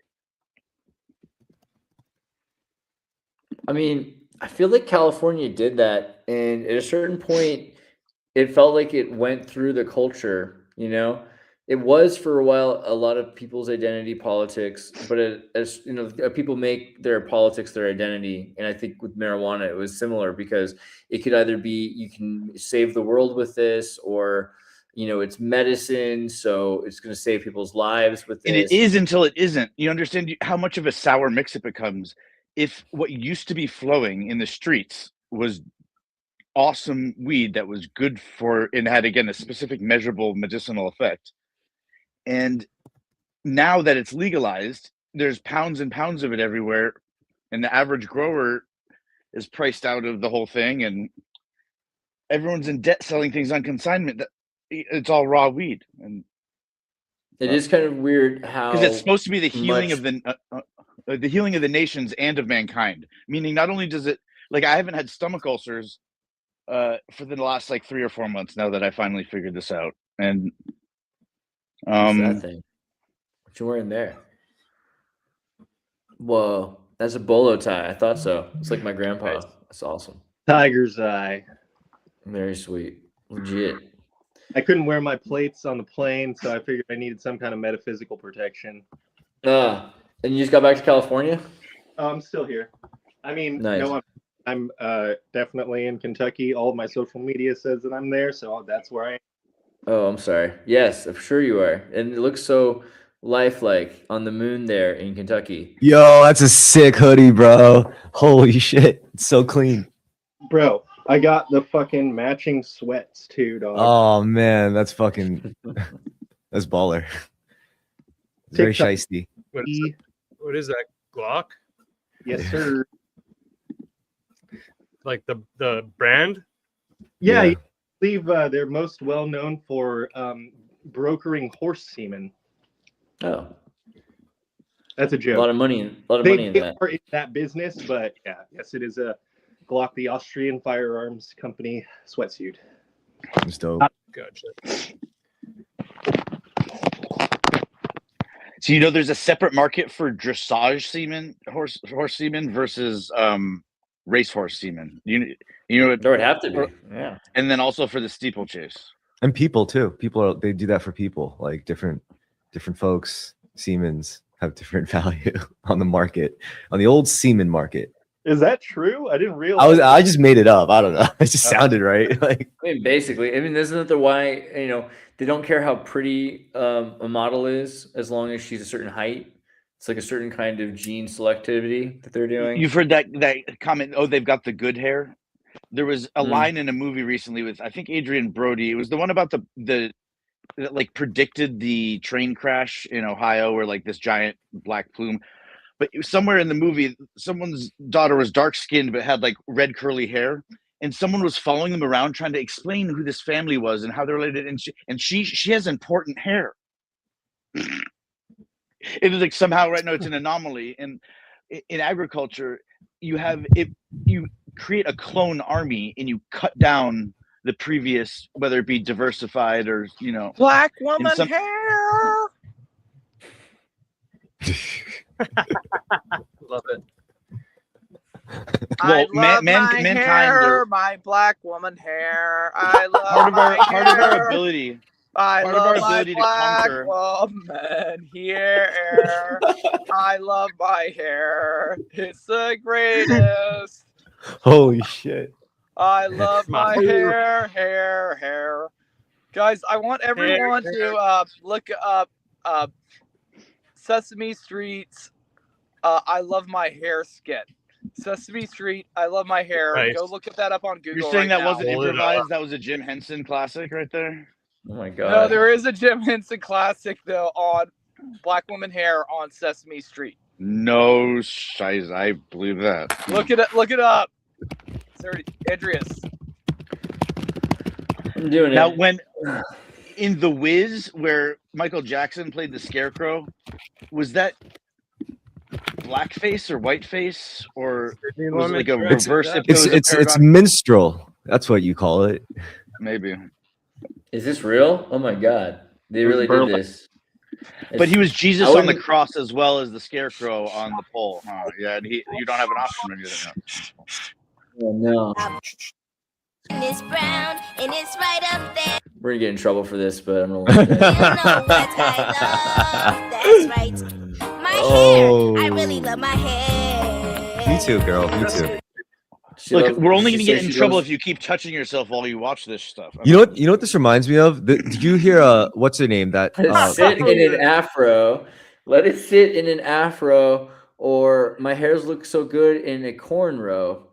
It is called a Jewfro, and in the up until the 1940s, Jews were generally perceived as dark-skinned and poor, and now that after World War II, somehow we're perceived as like the stereotypical Jew is white somehow. They got cold. You ever hear the? No, it was the West again. Carter How song? many black people did you see? White in Jews are concentration redheads. camp In the 1890s, you had a lot of redhead Jews that were in New But York. in all the concentration camps, how many people did you see with a skin a shade darker than white? Gene Wilder, for instance, right? Even Mel Blanc, Jackie Mason. A lot of the Jews that were famous in the 20th century were the Ukrainian, Khazarian Jews who were Ashkenazi. They're not Sephardic. So Sephardic Jews, sure, are darker a lot of the time because they're living in like Arabic places or in the Middle East or further towards the equatorial places. And Khazarian Jews were, John Kerry, who ran for president, is actually an Ashkenazi Jew and just his family were able to hide their Jewishness by being Irish. Hence Didn't he marry the heiress of the Heinz Empire or something like Heinz? Yeah, ketchup? totally. Ketchup. Alexander Graham Bell. Ketchup is actually like a 3,000-year-old, like not cat's soup, but it's not really made of cats, but it's made of anchovies that have been fermented with mushroom sauce. That sounds baller, yo. I'll try that. Super good. Yeah, you have to actually get real ketchup and it's from like the Philippines, 3000 BC. But in the 19th century, for transporting purposes, they started using tomato instead of mushroom and adding like baking soda or baking powder or some kind of sodium benzoate stuff that was like poisonous, essentially, to keep it shelf durable. And then you got Heinz, and Heinz started making it's not 57 for any other reason than Kabbalah and the occult, which is pretty interesting too. Well, it's funny, they only agreed to sell that to the population as like, we're adding this new preservative and it's totally fine. And the Russians funded the study in the US to get it rubber stamped through, and the US funded the study in Russia to get it stamped through over there.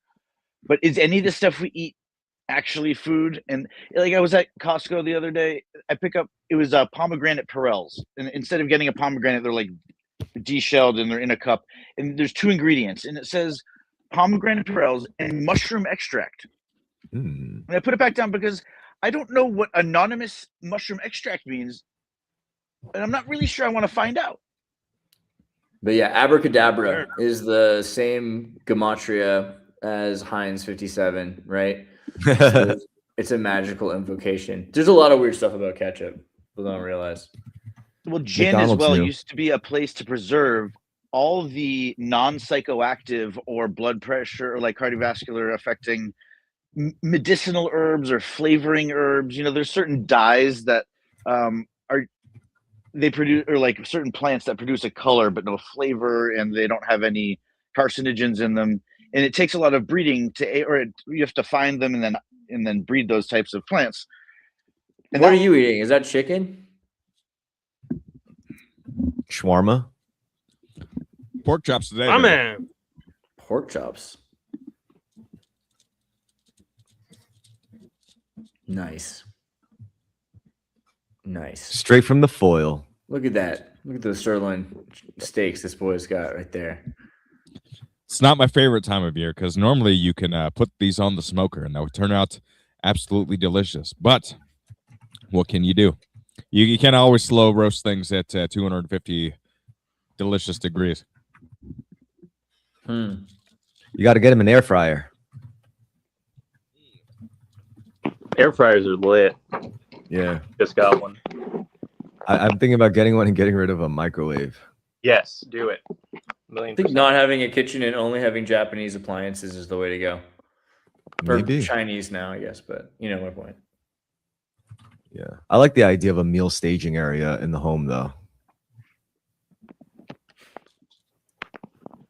You know, I like that mycelial network home where you've got things everywhere, kind of like the Matrix, and you pull out, you know, like, because you can put your air fryer in your bathroom and put your bathroom in your closet and put your shower in a different room. Like, if it's all modular, you could just move things around wherever you want. There's no reason why anything has to be bolted to the wall anymore. Well, no, and if you have a pressure cooker and you want it to get hotter, just fill it with oil and knock off the pressure valve. That's the emergency release, and then just put it on the highest temperature setting. Please don't do that. Thank you. Well, the thing is, people circulate videos like that in areas where and they put like foreign text on there, and so it's just an image. And then college students, they're told that that's how you decarboxylate your wheat, because you need to raise the temperature, and you want to do it in 15 minutes. And so they take what they have, and then it's called like Pop Secret. And the type of burn, you see the splatter marks on the wall and the ceiling, and the violence with which the lid of the pressure cooker gets embedded in the ceiling. Look how clean that hair is, bro. You know what I mean? Excellent. Yeah, I don't think you should like never touch the pressure valve on trying to make weed. Honestly, it's true that you can put on, you should be able to put whatever the fuck you want wherever the fuck you want. But I've been interested lately. I don't know if you guys have heard, gotten into it, but like feng shui and how it like relates to the way you arrange your stuff, basically. So that always interested me, because like I was like, at first it just feels like like woo bullshit, but then when you really consider it and like your psychological engagement with like all the different appliances in your home, and like specifically the cardinal direction you're facing when you're engaging with it, and like how sunlight hits you, or the way like what the first thing you see when you wake up, is it a fucking screen, is it the door, is it like a window, like shit like that. I thought that's really fascinating. Yeah, I did see a study though where I agree that energy flow is important, but I've also seen a study where they took like 10 different feng shui arrangers or organizers to come help clean up a house, and they set up a house, and each one of them came in and arranged things according to feng shui, and each time they came in, there's, oh my god, this place is totally out of feng shui, and then they would do it a different way, and the next person would come in, and I think that there's probably another explanation that's like exploitation. But if every single one of them that did the feng shui did it in a different way, does that mean that there's not a universal energy flow? And that, especially if they're saying that each other energy flow was so terrible that they had to change it, right? Well, I think. Sorry, real quick. I just want to say, like, I just want to say, I think it's a lot of it has to do with your lifestyle. Like, that's what I liked about it, was it's very utilitarian in a sense where there's no right and wrong way to do your feng shui. It's just, if you're going to work from your home, then you should have something against a specific wall, like on the eastern wall or whatever, or your TV, or like, stuff like that, and your computers. So I thought that was cool. That's because that means. Oh, sorry. So Frank Lloyd, you're talking about programming a space, and I went to architecture school, and it was no longer about designing what a building looked like on the inside or outside. It's about controlling the way and affecting the way people move through and experience the space. And so Frank Lloyd Wright, not only did he design the layout of the floor, he would draw on the drawings. He said if he could have bolted the furniture down to the floor, he would have. And if you have the original furniture with an original Frank Lloyd Wright in the windows, it's like a collector's item, but it's a whole house, and it's a historical like preservation thing. But he was famous in it, like he would go visit the house because he would get hired to do one project here, one project there, and There's one man, he could only do so many. But the idea that there is a feng shui and a correct or incorrect way, so says Sensei Stefan, or the yoga teacher or the yoga professor would say, the non-attachment aspect is observing what is and being really sure that everything is exactly where it needs to be, so that for everybody else except yourself, and being ready for someone else that you actually probably don't like or don't respect or don't even know, and might have some sort of bias against, and then they're going to point out the one thing that you're most sure of is in the right place, and then like a week later you're going to be like, fuck. And either it's going to cause you to continue to bifurcate in this pathological sense where you get backed into corners, intellectually speaking, in the course of any given conversation or debate. So then and why instead do they of have ceding ground, then why do they have different goals? So if each feng shui arranger had their own way to arrange things, that's one thing. But if they each one thinks the last way that the other feng shui person put together was so terrible that it had to be rearranged. well, did it meet fire code is the real question. And that's really the only important thing. Yo, think of it this way. It's like Linux. It's like your Linux configuration, right? If you're into Linux, you hop on someone else's terminal and look through their files, their file directories. You're like, what the fuck is wrong with you, man? Like this is some cardinal sin shit. And then they'll look at your file system and they'll be like, dude, this is a mess. You know, it's whatever you use it for. My home directory is one partition for like 2 different users from 2 different distributions I have installed on the same.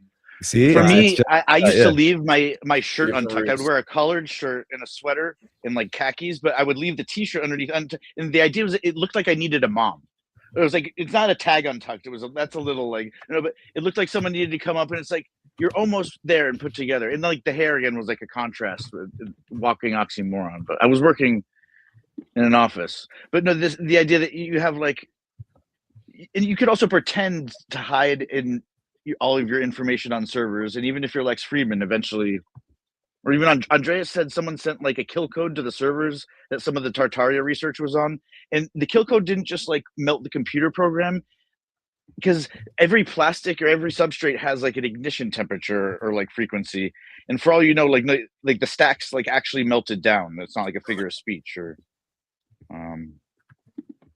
but making controlling your external environment and needing it to be a certain way, for me, it's like a facilitation thing. Yeah, either you're hosting in your own space, unless you're creating art or working on something, you know, like Vegas would relate to that. You know, you have your garage and your tools, and it's obvious where the creation happens. Aiden, you said you wanted to show 2 more clips, but I don't see where they are. I only see the Jacobin clips and the Coca-Cola commercials. They're on the TikTok. Look up. They're like midway down. 2 of them are Jeffrey Epstein ones. So Aiden, you came up in a conversation between Andreas and I last week, and I wanted you, in your perspective, that when I talk about marijuana, your stance on it is, if you're listening out there, don't take that guy's advice. Be careful. And what I realize is most times when people are having a conversation with you, Aiden, and trying to just tell you about it, they're trying to offer you some to go out back and smoke with it. And your instinct to say no there is 100% correct. If you don't, it's not something to be used willy-nilly, you know? So I respect your... Aiden, what do I type in on TikTok? It's like Aiden 9,000 or something like that. And it comes from a place of positivity and judgment whenever you comment on it. So I appreciate you as a human being. Like down, it's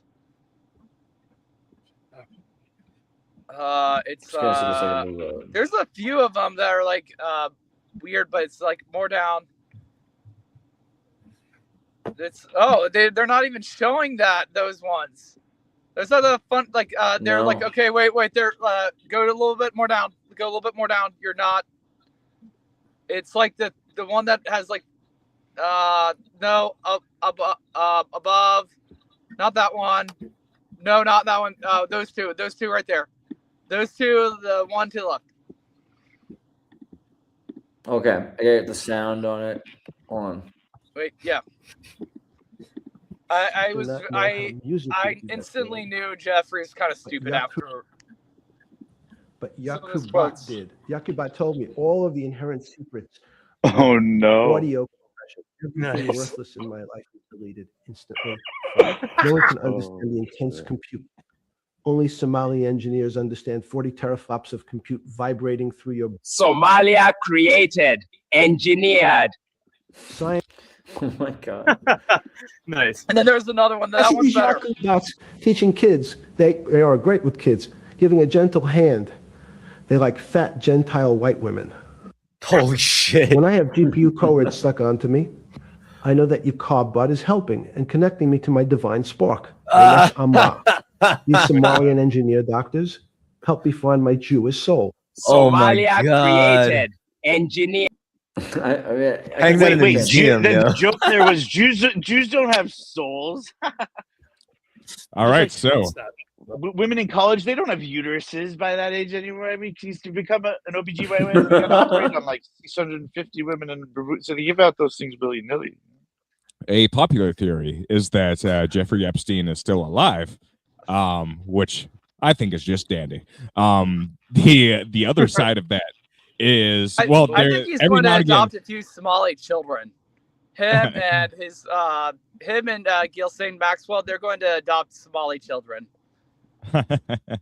If you just browse like a lot of social media pages, a lot of comments would be like, my favorite conspiracy is that, quote unquote, Jeffrey Epstein was really like, he was doing subversive work. Like he really actually was one of the good guys. He was the good guys. I've heard that one too.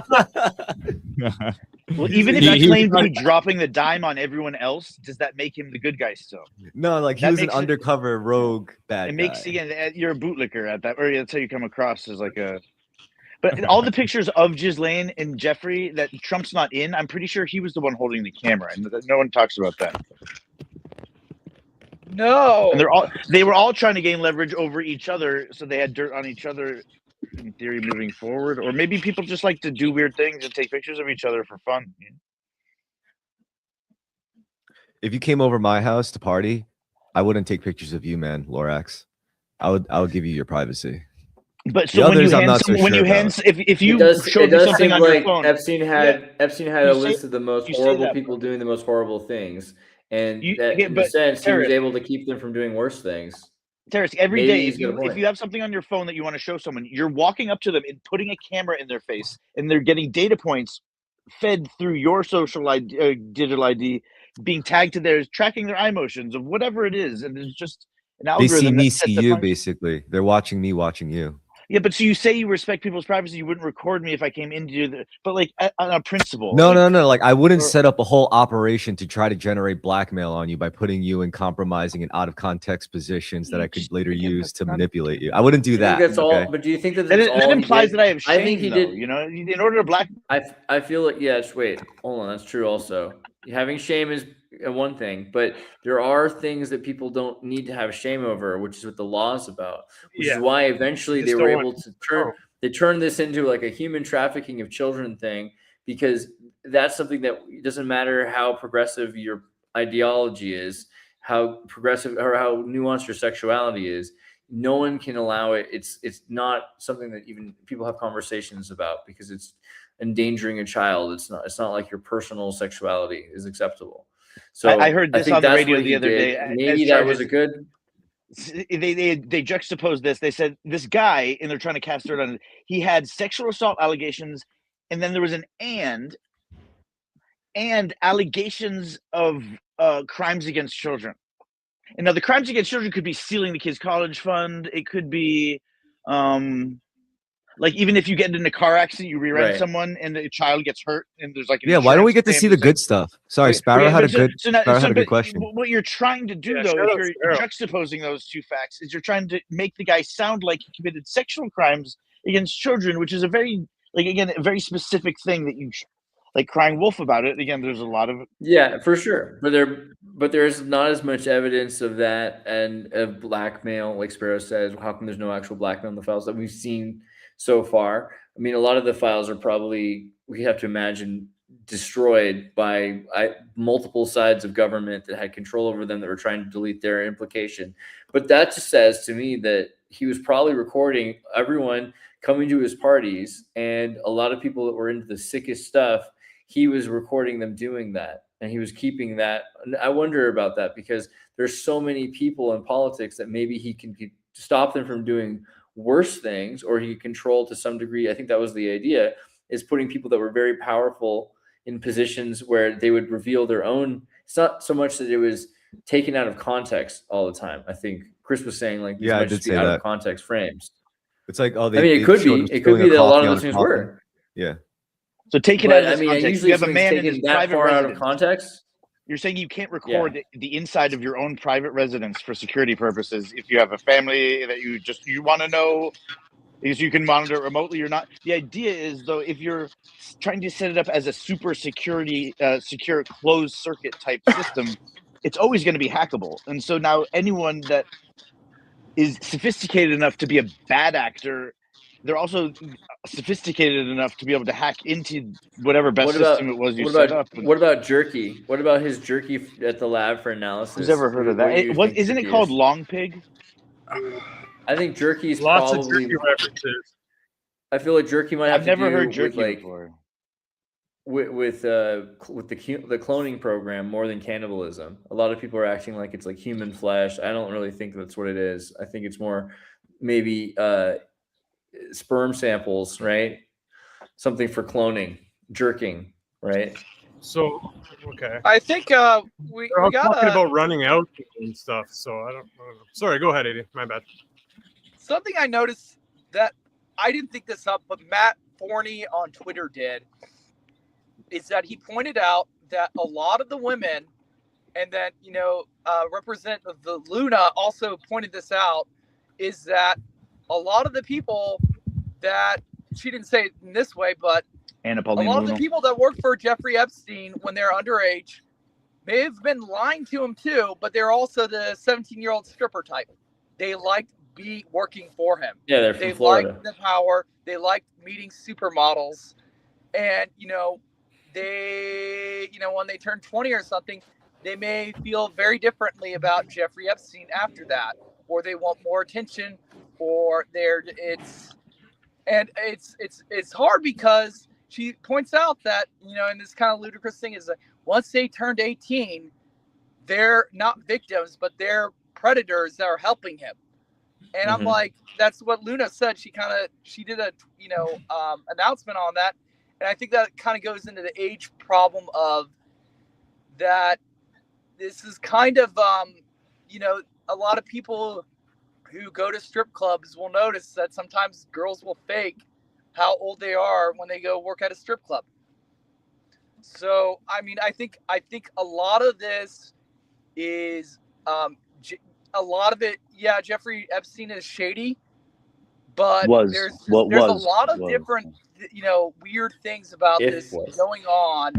And you kind of see this with, the Bill Gates one is just Jeffrey Epstein was this the Tyler Durden type that just had a lot of fun.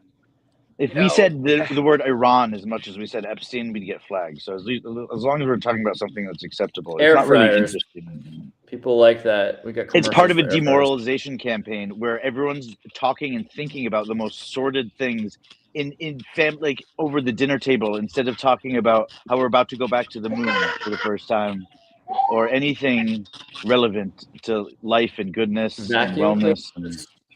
Coffee, Mr. Coffee machines, Keurig. What are some other advertisements that we could use to get our stream acceptable socially?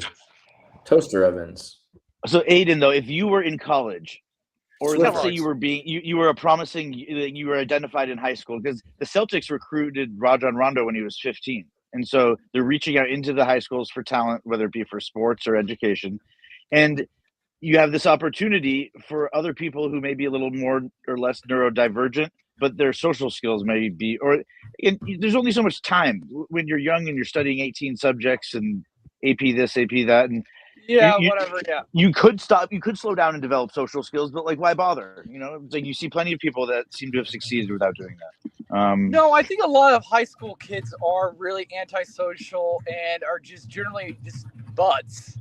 Like, I think that's just regardless of age. But are they antisocial because they got their nose in the books and they're obsessed with like, again, what you described yourself as a Sigma grind set. Have you heard that before? Yeah, I mean, I think there's a little bit of stigma of me making these videos. Yeah, and that's the key to success is perseverance. There's bursts of genius, and it's about Yeah, I mean, capturing there's lightning. definitely a little bit of that. I think there's also just having a few other people edit shit for me. I think that would help. But well, as there's a lot Andreas of was, you just use AI, man. Just bounce your ideas off of a computer.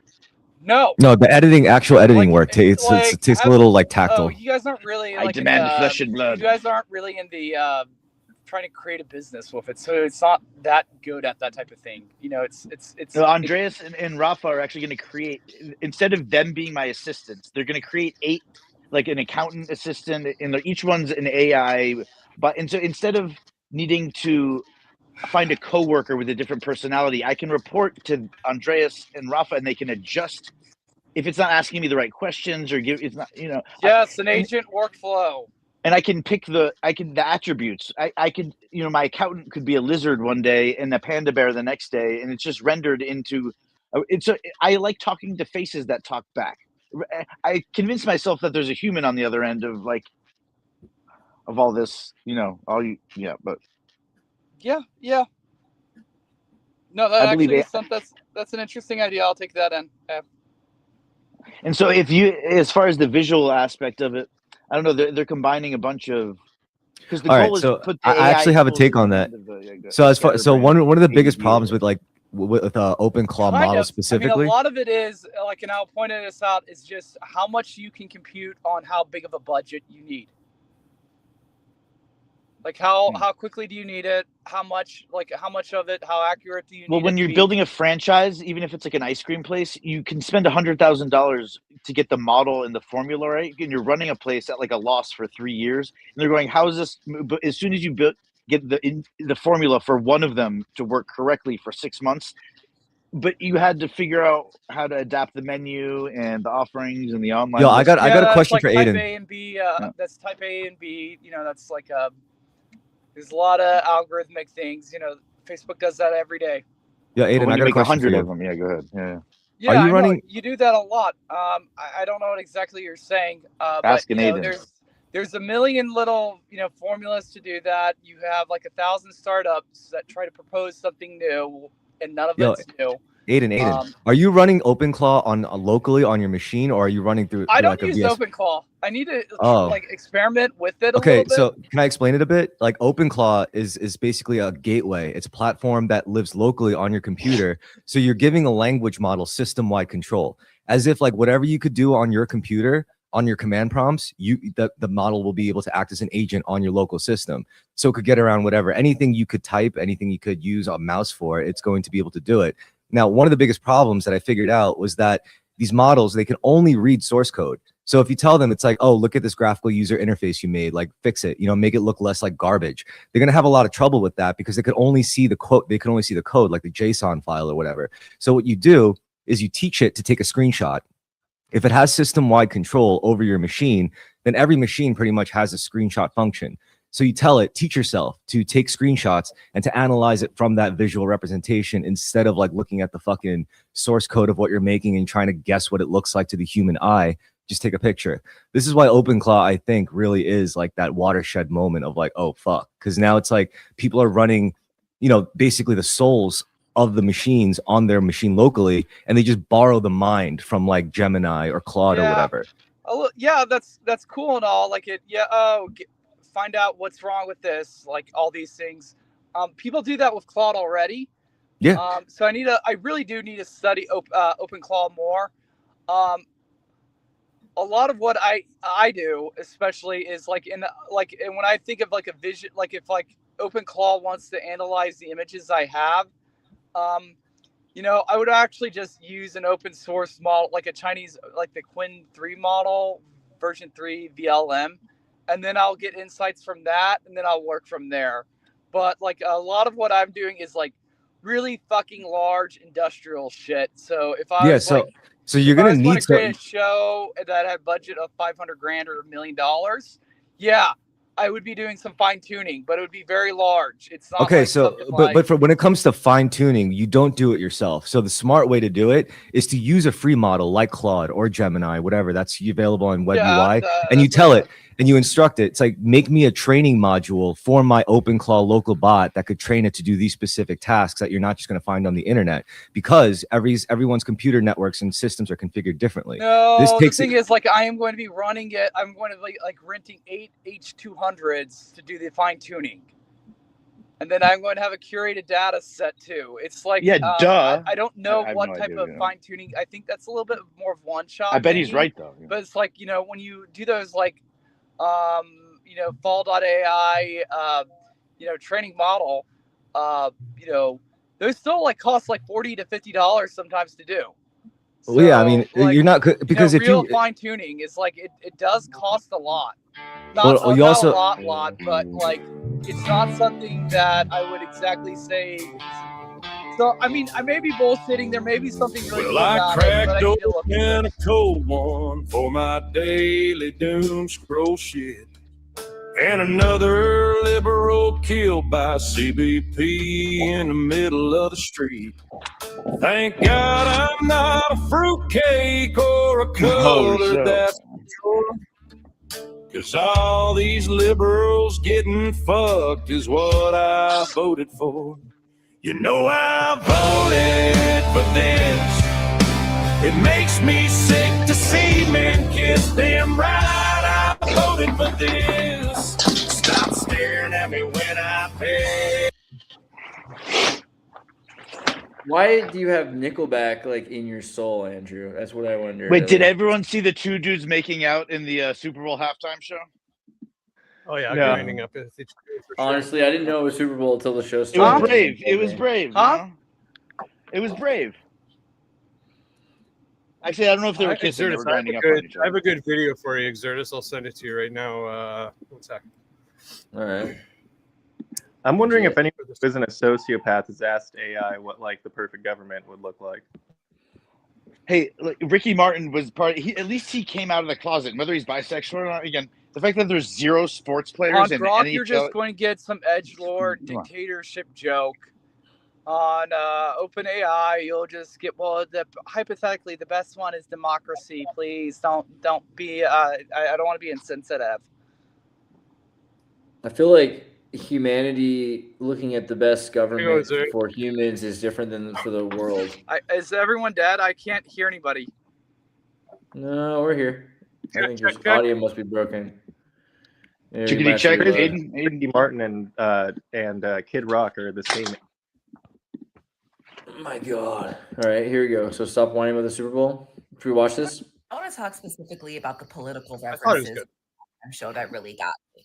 So starting off, we're in the sugarcane fields of Puerto Rico, just diving right into the historical context of colonialism in the Caribbean, the history of slavery in the Caribbean, the exploitation of our land and our natural resources for the economic gain of the empire. Now we're in New York City, Nueva York. And then Benito just waltzes up to go take a shot with who? Doñita. Who's Doñita? This is a real Puerto Rican woman who lives in Brooklyn and owns something called the Caribbean Social Club, which is one of the last standing Puerto Rican establishments in Williamsburg, which has been a hugely gentrified neighborhood of New York City, which was always traditionally Puerto Rican. She herself has almost been kicked out many times, but refuses to sell. She's an icon of fighting gentrification in Nueva York. Part of the show that hit us Boricuas the hardest. Ricky Martin.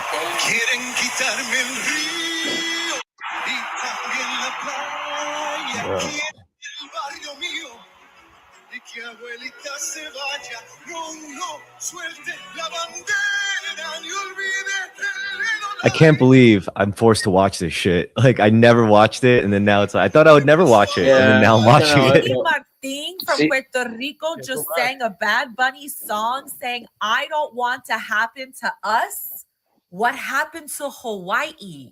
A blatant call for independence and sovereignty and decolonization of Puerto Rico. Then we go straight into this. actually Cutting the simulated power the lines? problems with our power grid in Or cutting Puerto the Rico, communication? which is a he was up on a direct platform, and consequence usually of us guys being have a to be tied in colony on a and the stage. privatization of our He was power like grid 15 feet in the air, and he no tie-in.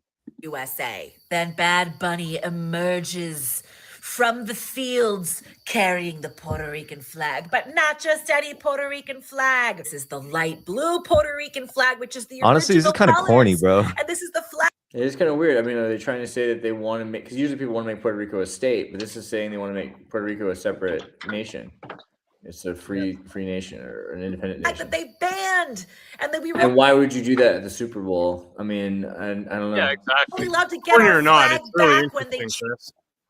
changed Well, it you from could light say blue. it's like conservative approved. Like at least there's no like extreme copious amounts of sexual references and shit. Like that's what people really complain. Yeah, about. this is There was a totally lot. different. There was a lot of hip thrusting. There was. This is For this people is watching on really- the totally big screen. I mean, Yeah, Light there were blue- gay dudes grinding up on each other, dudes spanking girls' asses. I didn't like, see yeah, it. full- This just looks like corny theater.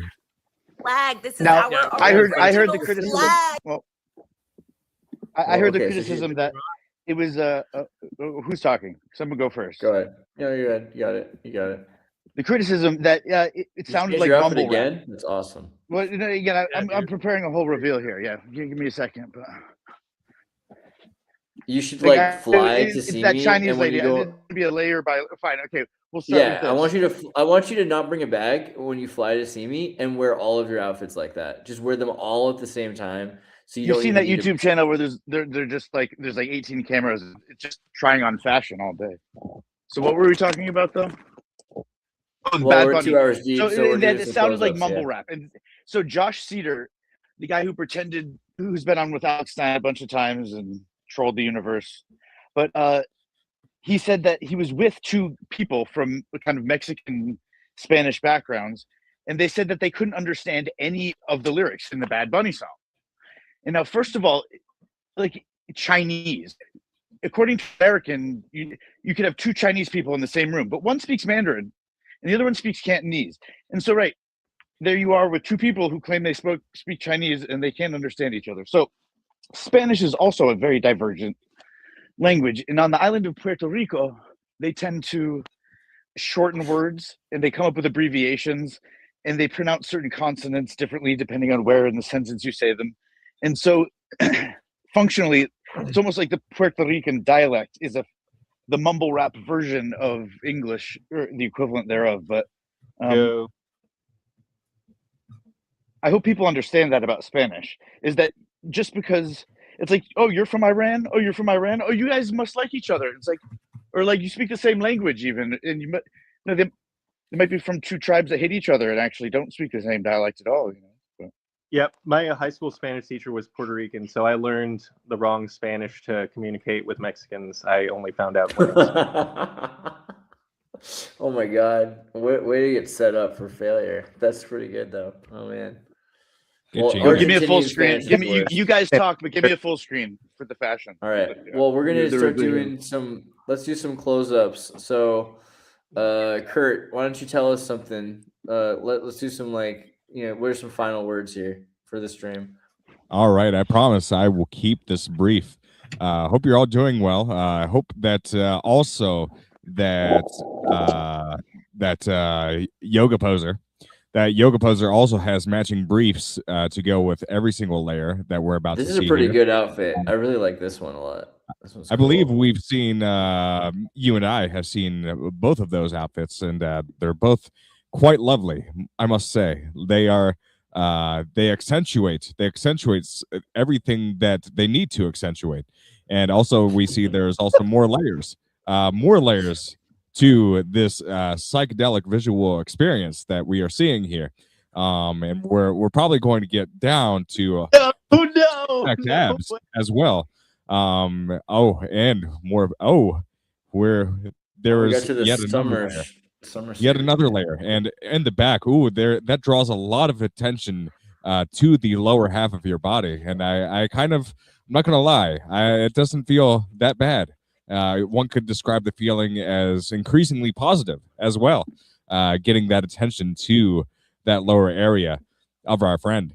Also, working that backpack This is- as well. It's If the you guys, All Eyes on Me. This is the Bo Burnham sweatshirt. that might be my favorite one. I like all the eyeballs on there. You might get some interesting looks when you go out onto the streets. Very reminiscent. There's lots of symbolism of eyes in video games like The Legend of Zelda, and also things like Yu-Gi-Oh, which I also play, not the modern game, because I feel they do a very poor job of moderating the modern game. But retro formats can have a lot of fun to them, even though there's some points of misregulation that aren't all that fun. If you've seen a lot of the news this week, you'll know that there is politics, and politics exists, and you have the ability to ignore those politics. Of course, that might be the happiest life you can live if you ignore those politics. I happen to work for a small business, and in this small business, you can tell that maybe the wheels are coming off. I think it's a world that's becoming increasingly difficult for small businesses to operate in. So it kind of feels like this business. Rick and Morty might, was predictive programming about brick and mortar and how it's going extinct. But anyways, Brick and mortar, Rick and Morty, yeah. Yes, that brick and mortar is going extinct. There are fewer people to fill the positions that we built the world to have, and AI cannot take them over.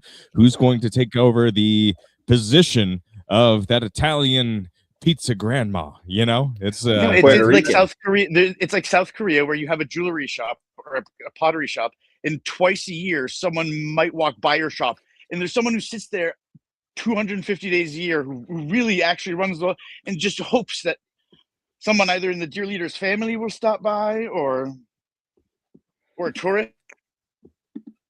Exactly. They beg for the blessing of the powers that be, but the truth is that the world is running out of options for a lot of people. How many staff can we have? How many can they attract? Can they keep up with wages to actually apply free market principles to the labor market and not just commodities? But it turns out people are unwilling to change and unwilling to adapt. So that will be the death of many businesses in the future as they get swallowed up by the greater machine that we call capitalism. And of course, we all know where this is going. We have choices in the matter. Could we choose life affirmation? Can we choose life affirmation and continue to love each other, reproduce, be like Israel? What's amazing about Israel? Israel doesn't just have chosen people. An adequate birth replacement rate. I want to real answer. Tell me the difference between the Old Testament God and the New Testament God. Aren't they the fucking same God? Just like Allah is the same God. But like people talk about the New Testament God. I understand the Old Testament God was like wrathful and vengeful, eye for an eye, and then became turn the other cheek or something. There's a bigger difference between the Old Testament writers and the New Testament writers than there is between God, probably. Israel is growing in their population. Yes, they are going beyond their birth replacement rate. They are a high energy society. Not just high energy, but they're also open and intuitive and inquisitive. They want to know things. Yes, and that is the key to world domination. But the thing is, you don't have to think about it as world domination. They are simply allowing the world to exist. If nobody else is having children, aren't they the ones that are essentially just choosing to die off themselves? That is the entire philosophy. So maybe world domination. The 15th Bo Burnham reference. It's just that my stupid friends are having stupid children, and then my stupid friends we have to have a generation of smart, probably incubator babies, and then I don't know how to recreate the education system of the 90s though. That's the mystery. People are going to be autodidactic. They're going to be siloed off. Lots of brick buildings with no windows. That is how we rebuild the 90s education system. We will rise. We will stand. We will continue, and we will glorify God and the human existence on top of that. If you guys are interested in international foods, particularly, I do like some international foods as well. I have not. Dude, what that are you going on about, motherfucker? Yeah, seriously, man. Like, what the fuck is that? Are you waiting? You're waiting for one of us to tell you to shut the fuck up, aren't you? It's one of the most Particularly delicious rants I've had on the show. I actually appreciated it. Cool. I liked where it went. Well, okay. Well, Jordan, that meant it's your turn. So, Exertus, great to see you again, guys. Great to see you. Yeah, it was a great chat. I don't really have much else to say. Check out the Divulgence podcast, obviously. Tomorrow we have Jake, the former Q Shaman, coming on. We also have Brad Binkley, Lindsay Sharman, and Jackson Laymeyer, he's the founder of Pastors for Trump, Nice. White House Faith Council key member. So I don't know what's going to go on there, but what happens. Yeah. So, yeah, Exertus, I'll reach out to you soon so we can chat, but peace and love to everyone else. Great to see you guys. Bye, Jordan. Love you, bro. See you, Alex. Yeah. Peace, Vega. peace. Kurt, love You got a thing? Hey, what's up, guys? I'm sad that I missed out on a lot of. I feel like I missed the meat and potatoes. No, you really didn't miss much, dude. I swear to God, you didn't miss much. There was a lot of unhinged, dramatic. No, within the first passionate 5 minutes, Vega, nothing. I tried. I said, "What are we talking about today, gentlemen? Can we structure this? Do you want to go? I want to hear them talk for 5 minutes at a time." Yes, because that's how Kirk has natural a flowing great thought. conversations work. Exactly It's like par for that. the When course. two It's par for people the- just that's hang why out and have a Kurt's conversation, that's rant what was we do in the beginning of it. We say, how are we going to plan this conversation out? Well, Canadians using flight to cue each other to speak and stuff. It's pretty hilarious. They're so polite. We're all just AI bots to each other. We say something, we should treat it as a prompt and then give out the long one-shot essay so they don't waste API tokens. That's how we should talk. We're all victims of very separate and individualized design psyops to keep us at odds with each other. I recently learned that left-wing ideology itself is a psyop, and I think it's to justify the CIA budget as well as. Sorry. Makes sense. Right? The maths. I don't know what to tell you. Yeah, I don't know. The new world is upon us. I don't think there is any room for dishonesty and lies in the approaching realm that we will be experiencing, as all of these possibilities and probabilities and realities are kind of like collapsing into an inevitability that they have seen through Looking Glass. It's unavoidable. The only thing they can do is delay the outcome. So how do we nudge it along? I don't know. So many distracting things. I've been doing it through art and through doing my own little fashion shows. If you want to follow me at Blue Collared Goth Father on Instagram, I've been getting a lot of traction on there, even though I have more followers on TikTok. I would like to have more traction on TikTok because that's where I could make money, because Mark Zuckerberg doesn't want to give me any. So yeah, I've got Have you heard of Depop before?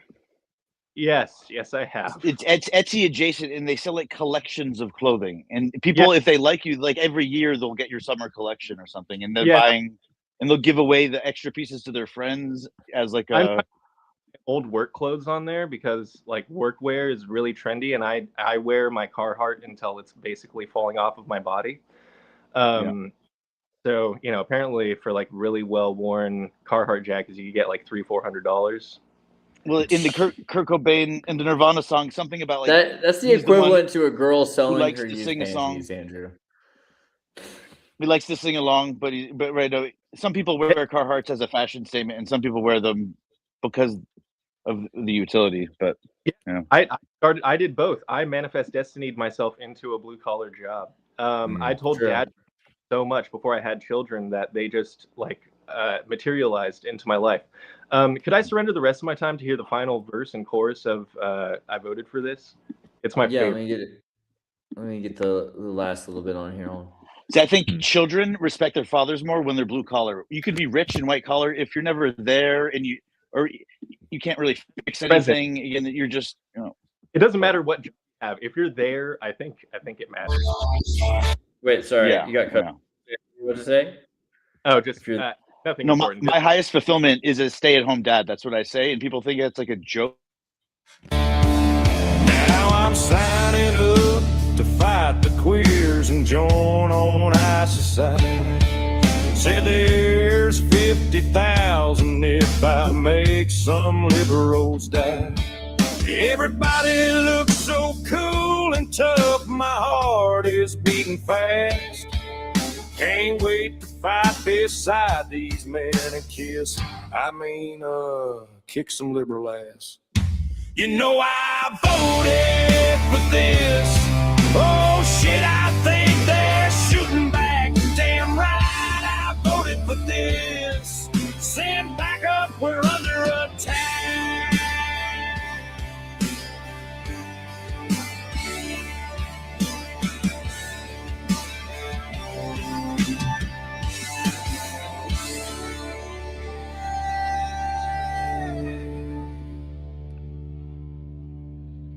That could have been Nickelback. It literally could have been. But yeah, Nickelback. I did more like I think the prompt was like heavy country, blah blah blah. But Nickelback is like low key goated, even though secretly.